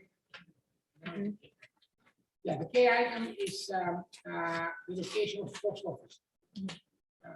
I will introduce it. You all got an email for you. Essentially, I had a conference with the Senator's mayor at the last Regional Service Commission meeting. I mentioned to him about our discussion with the post office, and I confirmed that the situation with the Senator's post office is very similar in terms of accessibility, loading docks, access to 40-foot trailers and ours. And over there, there's never been a concern that we require to move the retail operation of the post office to another building. So I wrote to Ms. Cormier, who is the government liaison, post office. And basically, she said she brushed us off. So I would have liked to make a motion that we actually raise the concern to the next level up, which is, we have spent money on actually having a post office about retail operation of application. We just pay them the things. Iron hand. It is an iconic symbol, St. George. And I would have liked, unless there are compelling reasons to move it, to actually be treated the same way as any other historic building inside the town of our region, St. Andrews. So I would like to actually have a resolution from the council to actually write a letter to our MP to ask him if he can actually pass on our concerns to the minister responsible for the post office. So, for a call for the last division motion, and are there any questions about what I'm asking? No. Are we comparing, like, I know St. Andrews is a historic district and ours is a historic post office too. But are we comparing apples to apples? Because I know in St. Andrews, do they have the same volume of mail coming in and the areas of distribution that the St. George Post Office has? Have we looked at that? And also, to get into the St. Andrews Post Office, if I remember correctly, there is room for tractor trailers to go in there because it goes down to the wharf and there is whale watching business in behind the post office. There seems to be a lot more room in St. Andrews than there is in St. George. Because St. George, we have a very small area to get like the tractor trailers in. But I'm just wondering if we do try to go and say, yeah, it's a historic building, which undoubtedly it is. I mean, St. George. Do they have the same volume parcels and things? And I know that at our meeting that we had, they were concerned about the safety of the employees, like the employee safety in workplace. Is there some way we can find out before we send out letters or something, like the volume that St. Andrews deals with and the volume that St. George deals with? And so that we can have all the ducks in a row and we're comparing apples to apples. I just think, can we get more information, because we really don't want to go off with only part of the information we're dealing with the federal government and the federal post office. They have a very strong union, and if they think that their employees are working in an unsafe condition, I'm just asking for opinions, like, what do you think? I mean, St. George Post Office definitely is historic. Well, There's no doubt about that. Apparently from the communication from this, here, they say they had complaints in St. George, but they do not have complaints in St. Andrews. Normally, decisions about relocating do not come because somebody complains. There are operational reasons. Somebody decides, yeah, we will do it. I just feel that if we actually use the post office without actually putting a fight, it will not be reflected well on the citizens. Oh, no, I agree with you there. I'm just saying, can we get information to find out the volume of mail that's coming into St. George compared to the volume of mail that St. Andrews deals with? So we can say the volume is the same for both post offices. No, that's for them to actually come up with a story. And then our job is to say, this is important for our community. A similar building in a similar situation is not even broached as an issue. Why you are singling us out? Why, for example, you don't consider actually having a retail operation there with 2 people? And if there is such a big warehousing needs, let's put a warehouse to actually distribute handling the 42 places. But essentially, I see that thing as our liquor store issue. But, 3 years from now will be the people who actually lost the customer. And I feel quite bad not putting it back. I saw some of these ornaments that had been put out, and one of it was the St. George Post Office, like Christmas ornaments. It's an iconic location. It's an iconic location. Okay? 1931, I think. You stand on Main Street, you see the post office. I mean, she ran her campaign for the things when the post office to actually take a picture. It's an iconic location. And, it's also a community meeting place. Yeah. Okay? I mean, if you I take don't know, is there anything we can do to make it? So my question is, given her response, should we actually write a letter and say, no, we feel that maybe there are some other options you should consider. Well, I think first of all, because they're saying it's a work-safe environment, an unsafe environment, I think we need to find out what the safety issues are. We can't fix what we don't know. We already know. It's lack of space, isn't it? We already know. Yeah. It's the loading ramp and people have to lug the stuff down over it. My fear is by stirring the pot, are they gonna leave St. George completely? That's my concern. I'd far sooner see them have something new. And that building still will be there. It is iconic. There's no ways about it. But it's not owned by the federal government. No. So where it isn't owned by them, you know, Yeah, the federal government. I'd love to see it stay there, but operation conditions change. So that's, you know, it's, It can have another life. if it's not a oh, post for office, sure, you know, for sure. Oh, building's yeah, not- I get a vision what it could be, for sure. Exactly. Because But- at one time, apparently, I didn't know this until today, that there was an apartment up over the top of the post office that the people that were the custodians of the post office, I guess the cleaners and that made sure that the building was kept in operation, they lived in the upstairs in an apartment. And I thought, oh, that's different, because I always remembered it as Fisheries and Oceans used to be up there at one time. But as you said, Sam, that building is no longer owned by the federal government. It's privately owned. So therefore, the post office as a federal entity can decide to go wherever the devil they want to go. And that's where we got to be careful that we don't. Can I ask you guys, I mean, like, you know, we're supposed to represent the community. I know. Okay, so, you know, at the end, we have an MP who's supposed to actually look after our interests to the federal government. If that thing, as St. George, I mean, you know, okay, like, I feel that we're actually becoming too timid. Essentially, we are prepared to actually just say, oh, they're gonna leave us. Yeah, pretty sure in area 53, we just maybe just have like a franchise. Someone to go and buy stamps and where they get it from. Yeah, but that can happen. The question is, as a council, should we actually say, this is not what our community wants? Try to find another reason, another situation, another solution. But she's saying, like Esther said, she's saying it's an unsafe working condition. I appreciate the post office is iconic, but if it's not safe for them to work in, it's not fair for us to say, you know, we're not gonna help you look for anywhere else. But we don't have the right to say, No, no. because we're not working there. No. That's not our work environment. My work environment is safe. Yeah. And we have the right to having a safe work environment. And they stated clearly that it's not safe. But they're also asking us to find another location for them.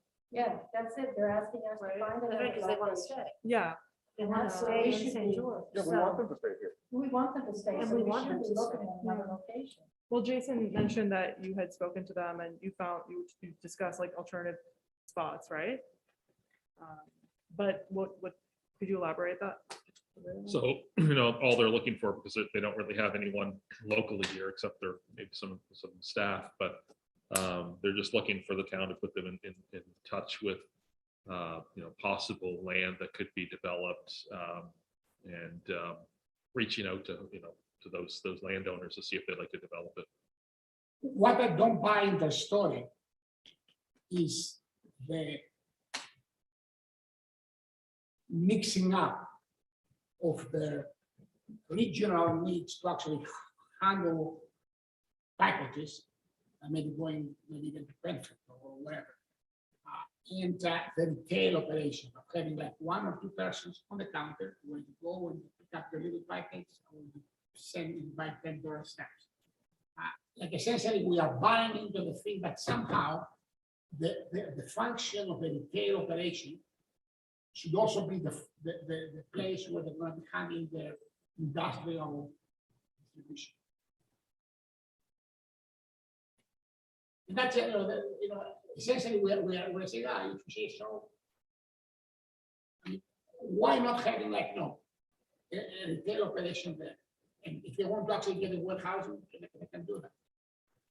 I think that there is a gap in the rationale.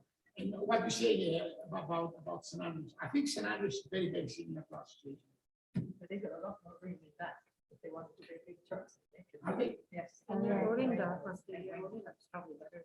St. Andrews is, it's the way it is situated, It has a street going that way right down to the wharf. Yes, There's a big parking lot in behind that I believe there's whale watching. There's also another touristy type store. It's like a square. Yeah, right? it's square. So, and I haven't been in the St. Andrews Post Office for quite a number of years, but I used to go there quite frequently. I just wonder if their downstairs of their post office is configured differently than the post office here in St. George. Because I know when I've gone in to pick up packages at the post office here in St. George, those girls are literally stepping over packages out back. And when you go, if you have a bigger package, to open that back door where Sam says a loading dock ramp is, I'm reaching up like this to get my package to put in my car. And I just think, I don't know, has anyone talked to the ladies at the post office to say, but, you know, I mean, they've obviously complained to their bosses, the employers. I don't know. I just think that we should look into it a little bit more before we put the lion in the cage. okay, no, I'm all for, I think maybe crossing the line. If Jason goes and talks to the person in counter, do you have a safety problem? We're crossing the line. Yeah, no, I mean, maybe Jason, you as the logical person should. maybe go down and talk to them. I don't know. I'm just saying. We shouldn't touch it. No. Nope. I don't These are the think we people should. over top of them that organize these operations, and they've already looked at it. It's not sufficient. They want better. And we should be glad they get better. It's Yeah, just simple. No, I don't. So really, the next plan is how can we accommodate them? You Or can't we- get it there. Well, and that doesn't have to be there, like, how can we accommodate them? We find Well, a piece yeah, of well, land what that a you've done. developer wants to build a new building. nobody for the wants to post office. develop it. But that's the bottom thing. line. But that's the thing, That's it's the thing, dependent on nobody someone wants to else, put their right? neck out and put a million plus into a Yeah. building to have them occupied. Yeah. Because we're only gonna offer a lease at the very most to them. And the they deadline's said that. approaching too. It's in October, if I remember correctly, so. Could be. So how do we problem solve this? You Yeah. know?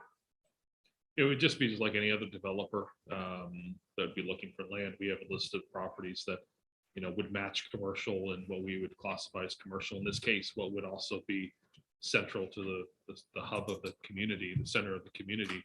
We wouldn't want to go too far off the main streets and, you know, down on South Street or something like that. So there's only very few properties that would match that. So you know, we provided a list of those properties. So it would be up to those landowners whether they want to find a developer to partner with or sell off.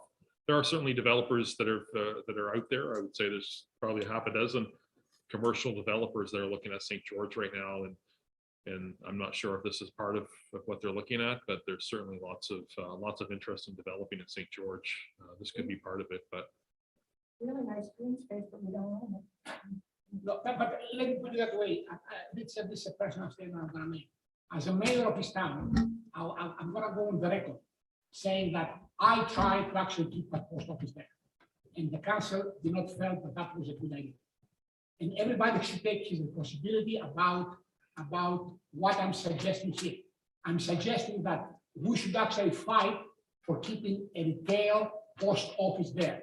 And I'm gonna ask, actually, I'm gonna put a motion on the table that somehow, and I agree, Nancy, if you want to actually have an extra step, that, you know, first we're gonna go and write a letter to Mrs. Cormier and say, you know, can we actually find more about what safety issues you are having? Do you have an actual complaint from the union? Or do you want to, can you actually separate the retail thing from your warehousing operations? I don't, the how we're gonna do it is to me is irrelevant. The question is, as a mayor of this town, I want to actually be on the record that I brought to this council a resolution that we're going to actually try to take steps to advocate for the retail operation of that post office to stay in this iconic building. And if you believe that somehow this is going to be too extreme, you have to actually just say, yes, sir, we're going to move it. I mean, let be on the record. So I'm going to put the motion in for actually having essentially a response to this response from Ms. Cormier. and raise it with the person responsible for making that decision. It can be either the chief of the post office through our MP, or I don't know if you know. So this is my motion. I want a second. Anybody wants to second it?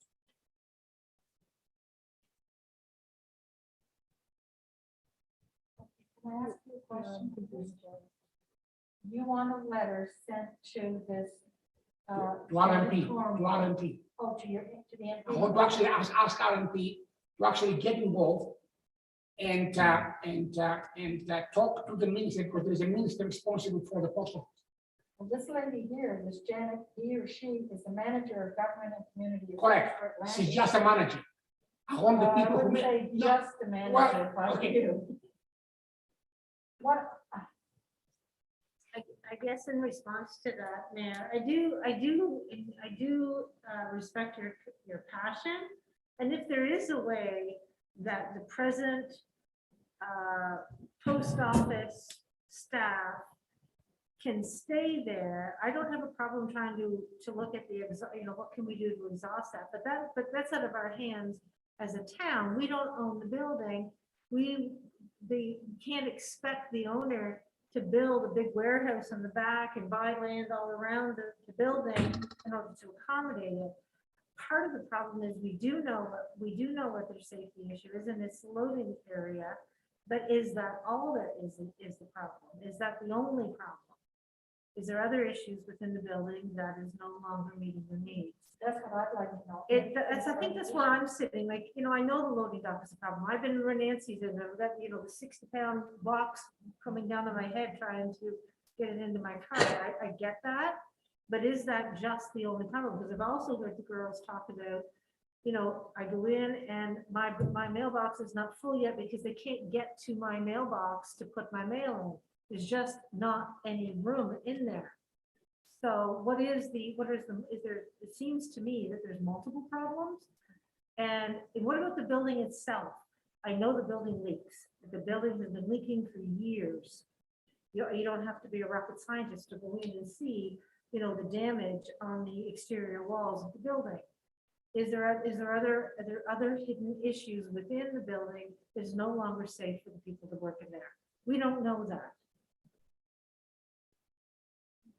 So the information, I'm with Nancy, we have to gather some more facts. Well, the same discussion has happened with the liquor store. It was an unsafe location. We don't have enough parking for the things to come. The liquor store moved outside the car. So, and I believe that Mrs. Tucker has it on her hands. So as a mayor of this town, I'm gonna go on the record and say, I would like this post office, this retail operation, this iconic building to actually stay functional.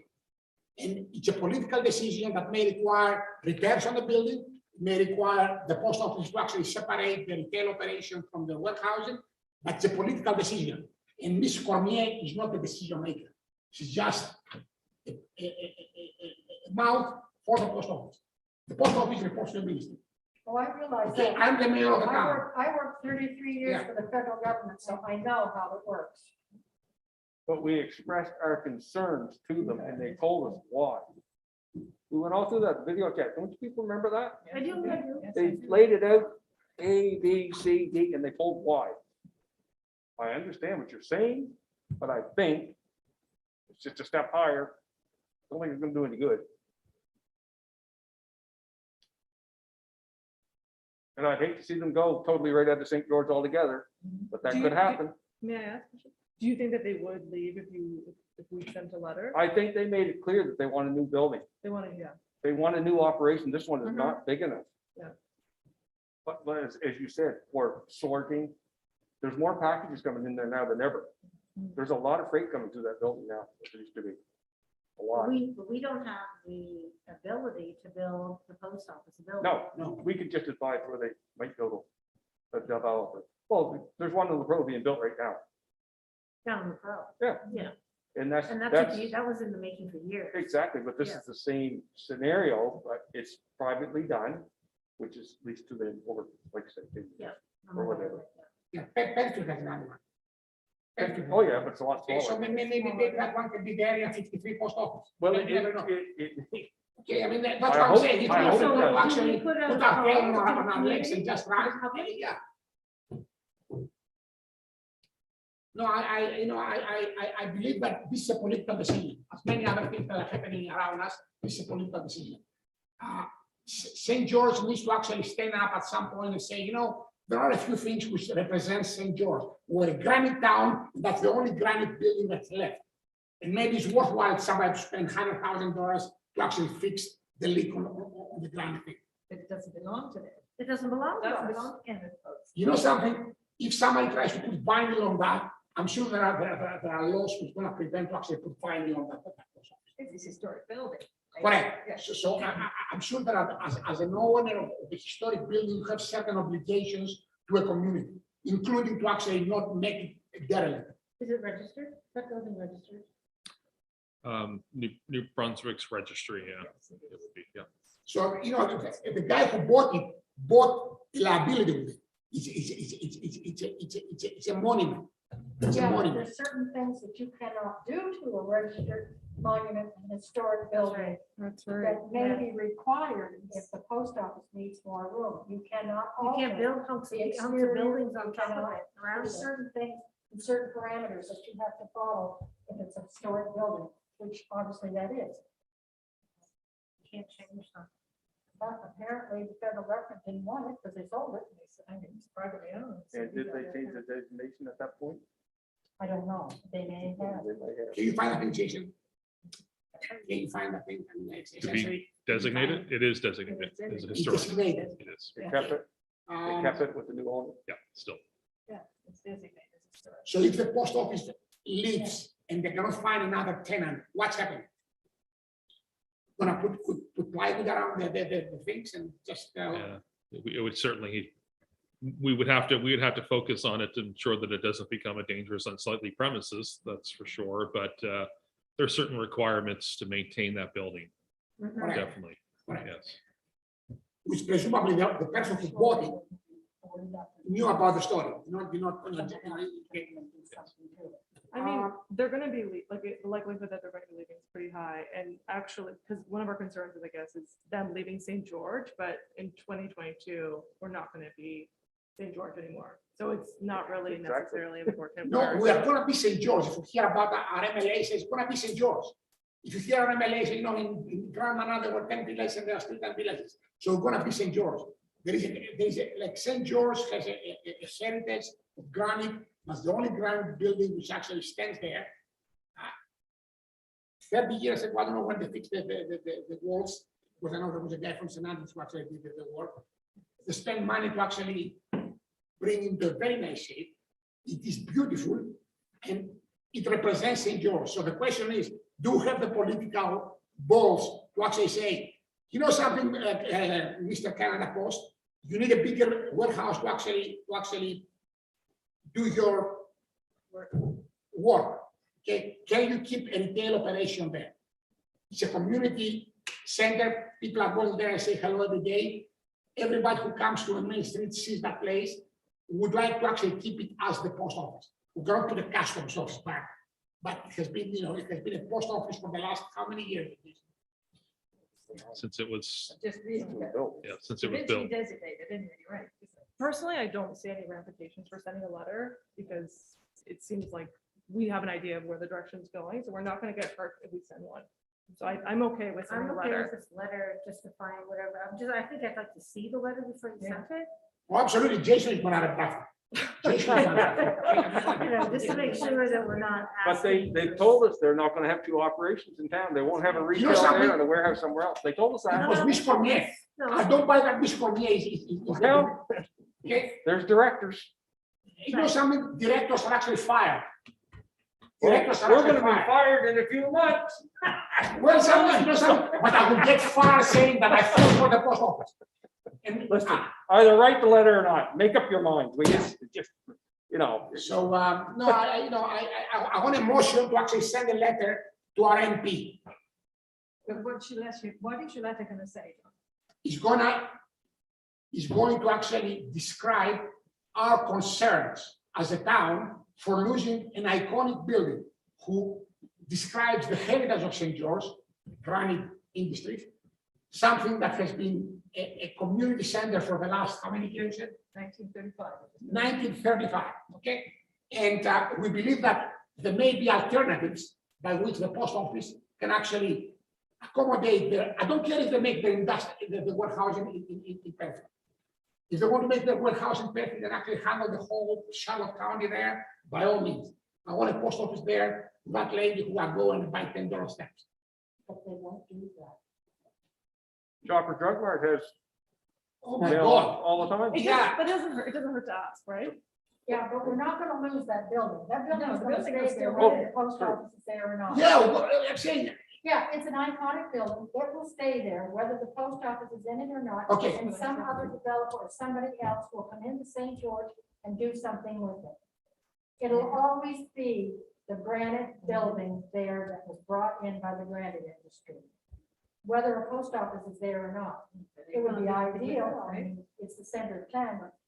okay, guys, I put a resolution for actually writing a letter to the RMP expressing our concern about the decision of the post office to actually shut off the operation in the post office where it's right now location. And we would like the minister responsible for the post office to initiate a review to actually see if there are alternatives that can keep the retail operations there. This is the essence of my motion. I want a second. I can second that one. Thank you.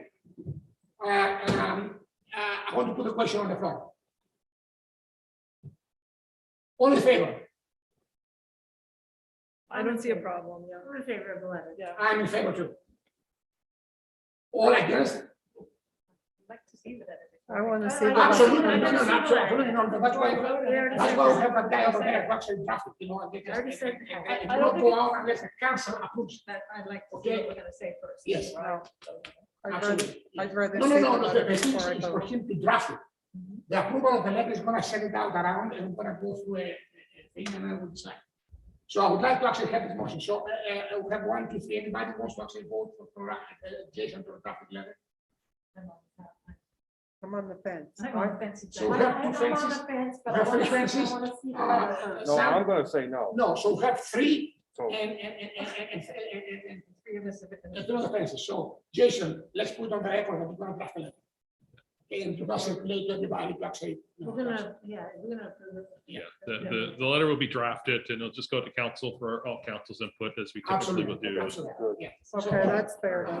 So That's motion fair. motion was passed for Jason to draft the letter. And then we can actually convene.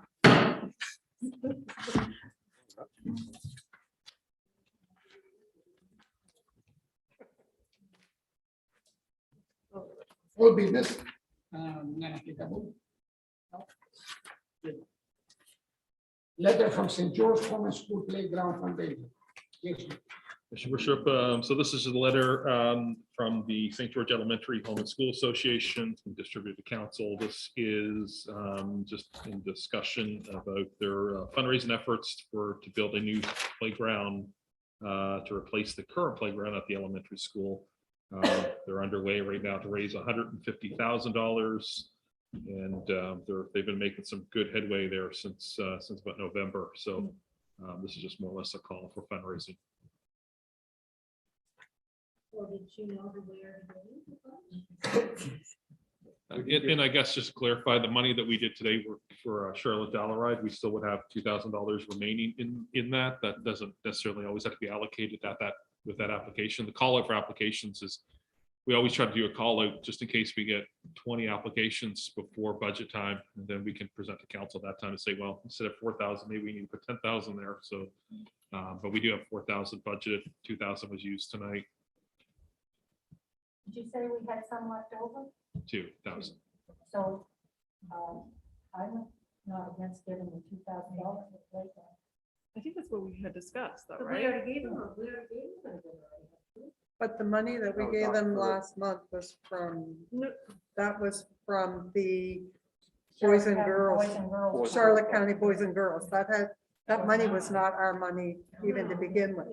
So the money that they got from that was from the Boys and Girls, from their, oh, what is it called? It's the Gold Rush. Gold Rush, thank you. Yes. The town council is $2,000 to the Home School Association for. Yeah, the amount is quite small. I mean, that's the only question is, can we actually leverage that money with the province? Like if any way you have actually this $1,000, you can go to Andrea and say, give us another $1,000. We would hope that they would, they'd be the applicants. Yeah. So they could do that. They could file an application. So they would do that. They could They do would say that. that the town gave us $1,000, Yes. so can you please give us the other 2,000? That's right. Yeah. Yeah, So or that's a motion from Councilman here. We'll make a motion to give $2,000 to the Home School Association for the playground. I'll second that. Okay, all in favor? Aye.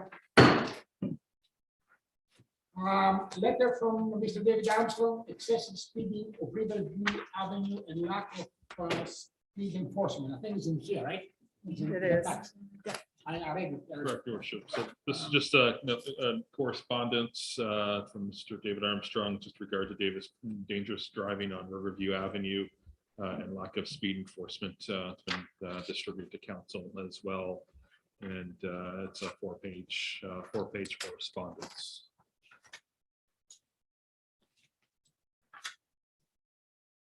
Well, I salute David for actually taking this thing issue so his company. I understand he lives there, you know. The only thing which I think is inaccurate, and I'm not a lawyer, but I just want to actually put on the record, is that each one of us is immune unless we are, you know, unless we are making money on the side from the decision. So that point, specific point, I believe is inaccurate. Other than that, you know, I think there is an issue, and you know, I understand that something is happening. I understand that we talk to the RCMP and they somehow they keep it on the thing to actually improve enforcement, right? And that's why I would have liked to actually have a meter there, because you know we spend a lot of effort, and we owe him at least that. We want to actually, whoever the council may be in 9 months, should be able to show that either the situation gets worse or gets better. And to me, that is something that I don't know how we plan to address. What is our ball game for actually saying, you know, the next year, the next 9 months, we will actually have a grasp of if the situation gets worse, better, or the same. Well, what's happening? We would use the trailer, the regional service trailer. So as we've done in the past with positioning that in Mount Pleasant, Riverview Avenue, Brunswick Street. So we'd go through the same type of scheduling that we've done in the past. And that will give us the data that's shared with the RCMP. I guess, you know, what is acceptable violations? What number is acceptable? You'll never have 100% compliance on any road. So is it, most roads are about 46 to 53% compliance. So, you know, Brunswick Street, coming into Brunswick Street off of exit 52, there's very little compliance there. It's even more so. So, you will always have the incidents where there's somebody speeding without 24-hour surveillance. So, you know, we'll do another check to see, and then that information will be shared with the RCMP, and you know, they'll be able to look at it themselves and say, you know, after the last little bit of the data we've collected from the trailer to the sign, you know, how are we doing? So, so do we have a plan to have a trailer there in the next month, 2 months, whatever? yeah, we will have one there probably in the springtime. We try to avoid the severe weather with that. I mean, even the sign that was temporarily held there, it was starting to, it wouldn't always be on because of its batteries and the daylight. It's very limited daylight. So severe weather and stuff, we typically will try to bring the trailer in usually in May, June. May. Yeah. It stays there for how long? Usually 2 weeks, we'll put it there, 2 weeks. 2 weeks, and then cycle it throughout the community. So we get the thing from the Service Commission for like a month and then we move it around through the period. That's Right. That's how we operate. Correct, yeah. Okay. So I think we'll to actually write a letter back to David and say, you know, we're going to actually do that. That's it. I think there's something said here that it's not fair, and I have to say this. For us to be accused of being negligent and irresponsible is not fair.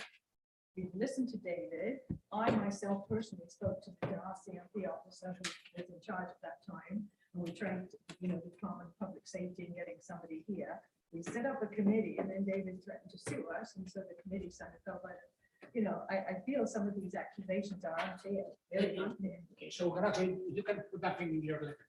You can put that thing in your letter if the council feels that's unfair, because we definitely are not making It's- them. We haven't ignored David in any way, shape or form. And I feel that's unfair to say that. Yeah, so yeah, this is the first thing. Sure, that's our first thing. So, yeah. And in his letter also, I find it very offensive because he said, we find it equally alarming to hear that 3 of our council members feel it was a waste of money in investigating the methods that may reduce the ongoing speeding issues. When I voted, I had said I could not vote for that because there was not answers to my questions. So for him to say that, that is not true because there is lots of speeding in this town. I'd love to be able to stand out in front of somebody and stop them and say, you got to slow down. But then my life is in danger because you don't know how people are going to react. So for him to say that, I found that very offensive that he would say that in a letter after he was sitting right in this room and I had said I could not vote for it because they could not answer my question. So for him to say that it was a waste of money, I did not say that. What I said is I needed some answers to my questions. So I And feel. At the time, I voted against it. I didn't feel it was a waste of money. No, because speeding is a very, very dangerous thing. But also for the secretary to have, if they are unwilling to hold their speed enforcement contractor accountable, then those council members should step down and allow others to do what is necessary to correct this dangerous situation. My thing was, if we can get a speed sign, radar, whatever you want to call it, free of charge, and they're willing to give it to us to put on Brunswick Street, Riverview Avenue, Mount Pleasant, wherever the speed, Main Street, as far as that goes. Like you say, you take your life in your hands to go from what we call Chapel Corner across to Riverview Avenue. So maybe there should be, that speed sign should be set up right there where the old Esso Bridge used to be, right by the bottle exchange. That's where I find they come down over that hill like a bat out of you know where. So I personally think that if we can get, like you said, Mr. Mayor, the speed sign from RSC, bring it in, utilize it all over St. George, not just in one place. And personally, I don't know, have you had any complaints from the residents of Riverview Avenue? Who are the concerned residents? Have they called into the office? I mean, I don't know. I'm just, No. I guess I just got my feathers ruffled and I sure need to. I said I was gonna have a tough skin, but I think if we get the speed sign from the RSC and do our due diligence and report that information that goes off of those signs, Jason as CAO, submit it back to the RCMP, and we're telling them, well, look from our council meeting on December. The next day, didn't you say there was people up on Mount Pleasant? There was people, there was a car on Riverview Avenue? So maybe they'll listen to us again. Well, okay, just actually to close the issue. I mean, yeah, like every resident has the right to actually display his passion about the issue. Oh, I realize that So- too. Nobody say shouldn't. That was Yeah, and I mean, so, that there were some factual inaccuracies with respect to our personal liability. That brought to the record. And we actually want to include it into the thing. Each one of us asked here, we're supposed to actually do our best we can. We are immune from judgment calls that we make in good consequences. So there's no issue with liability. With regards to the other things, they're just ready. But fundamentally, what I believe that we should actually put on the record is that this is an issue, and we'll continue looking after it by actually booking for this RSC thing to actually come in May and give us some data to at least compare how we're doing the previous year. To be honest with you, I have been on an incident at that road with a truck on an evening, and I saw like something was, the guy must have been doing with 100 kg, like half ton, just. I was sitting on the sidewalk and I felt very uncomfortable, seeing it just. What was this now?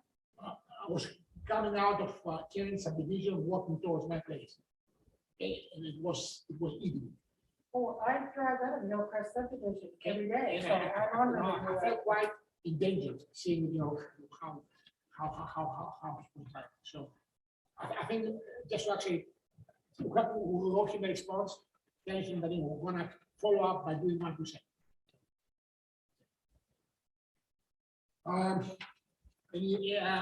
gonna move to public presentations, which don't have any. Not everything. Same as by member of council, I'm gonna start with that side.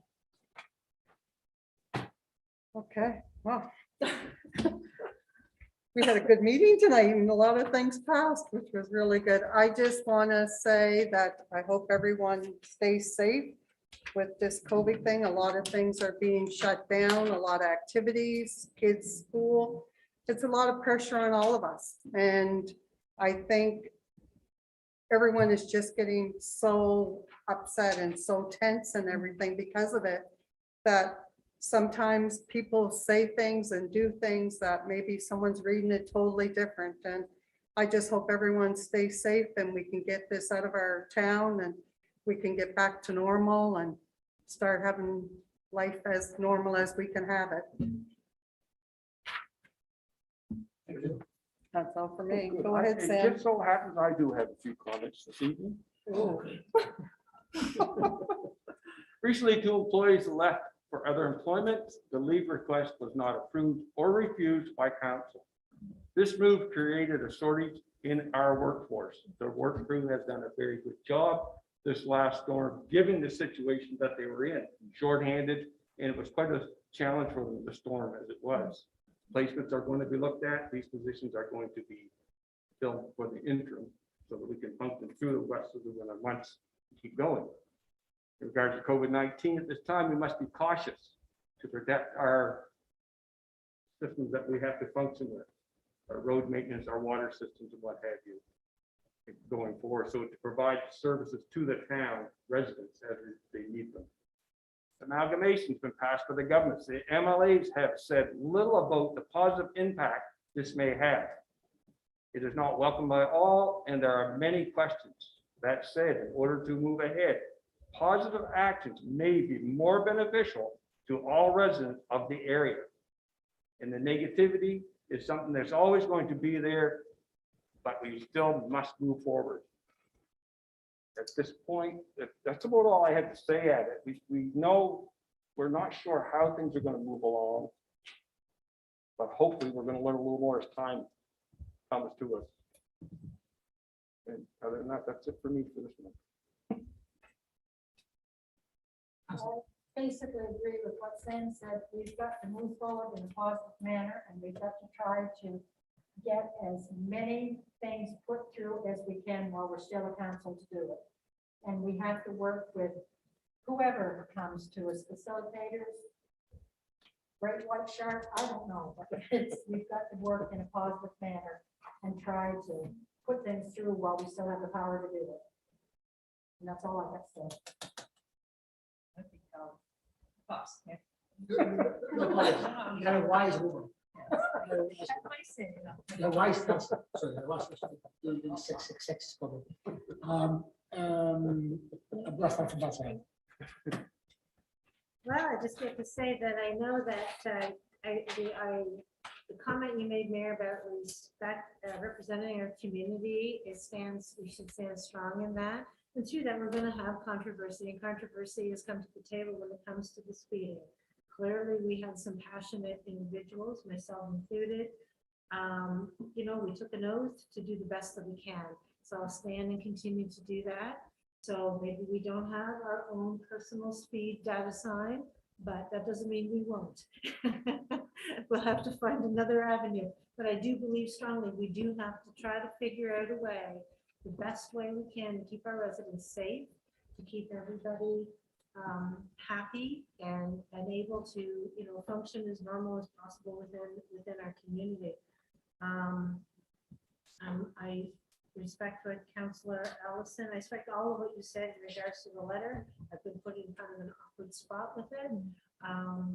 But it is what it is. I still believe in the cause.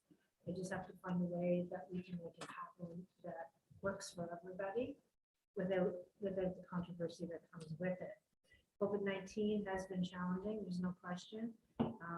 Most of us now know family members or have had family members who've had it. And it's a worry. It's a worry as a parent. It's a worry as a grandparent. When you know that people are coming down with a virus that can actually kill someone. So anyway, be safe and keep going forward until our expiry date. So what I have to say is just based on what Councillor Allison said and what Councillor Ruthin said. We shouldn't let the circumstances of COVID bog us down because we need to stay united as a community. At this point, we must understand we are equally susceptible in one way or another. We need to be optimistic about the future instead of being focused on the negative. Secondly, the town is in a vulnerable situation, not only with the pandemic, but also our current staffing shortage. We need to have a contingency plan in place to ensure smooth and safe daily operations of our town. I feel as though this should be an immediate effort as we are always unsure what tomorrow brings, but being prepared is always key. Thank you.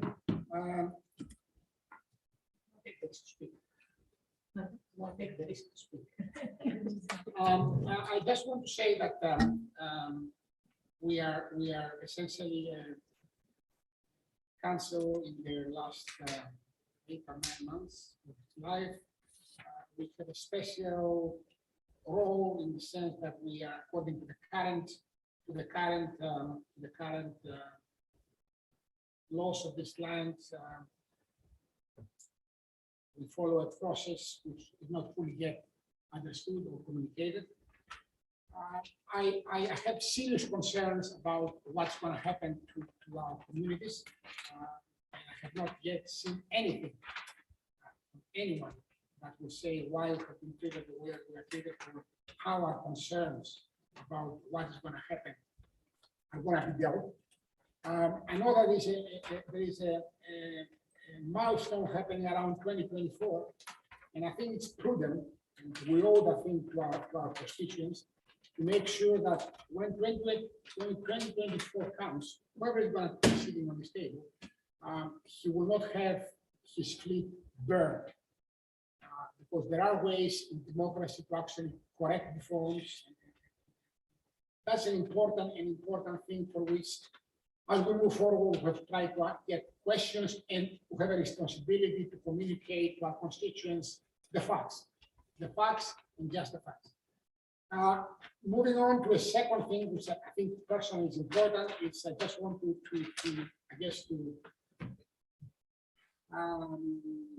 acknowledge the passing of Ann Kutz, who was a person that I met 40 years ago when I first came here. She was a very close friend to the family of Dr. Zabo and another to the family of Carolina and Gustav Koyman. She was the woman who actually, for the first time, with my wife, was a potato farmer. She was actually introduced her to growing potatoes. And she was actually one of our workers when we started Canada Green, who came and made the instrument. So I have a very soft spot in my heart for her. She was a lovely woman. And I mean, she's leaving behind many, I see the list here from many, a big project. Project the work, project what he leave behind. Descendants, yeah, descendants, yes. So I hope they live a long time to remember. And that's all for tonight. Thank you very much for coming, guys. Well, it has to be adjourned, right? Oh, yes, yes. Yeah, we are. Let's say it. I was like- Somebody does that.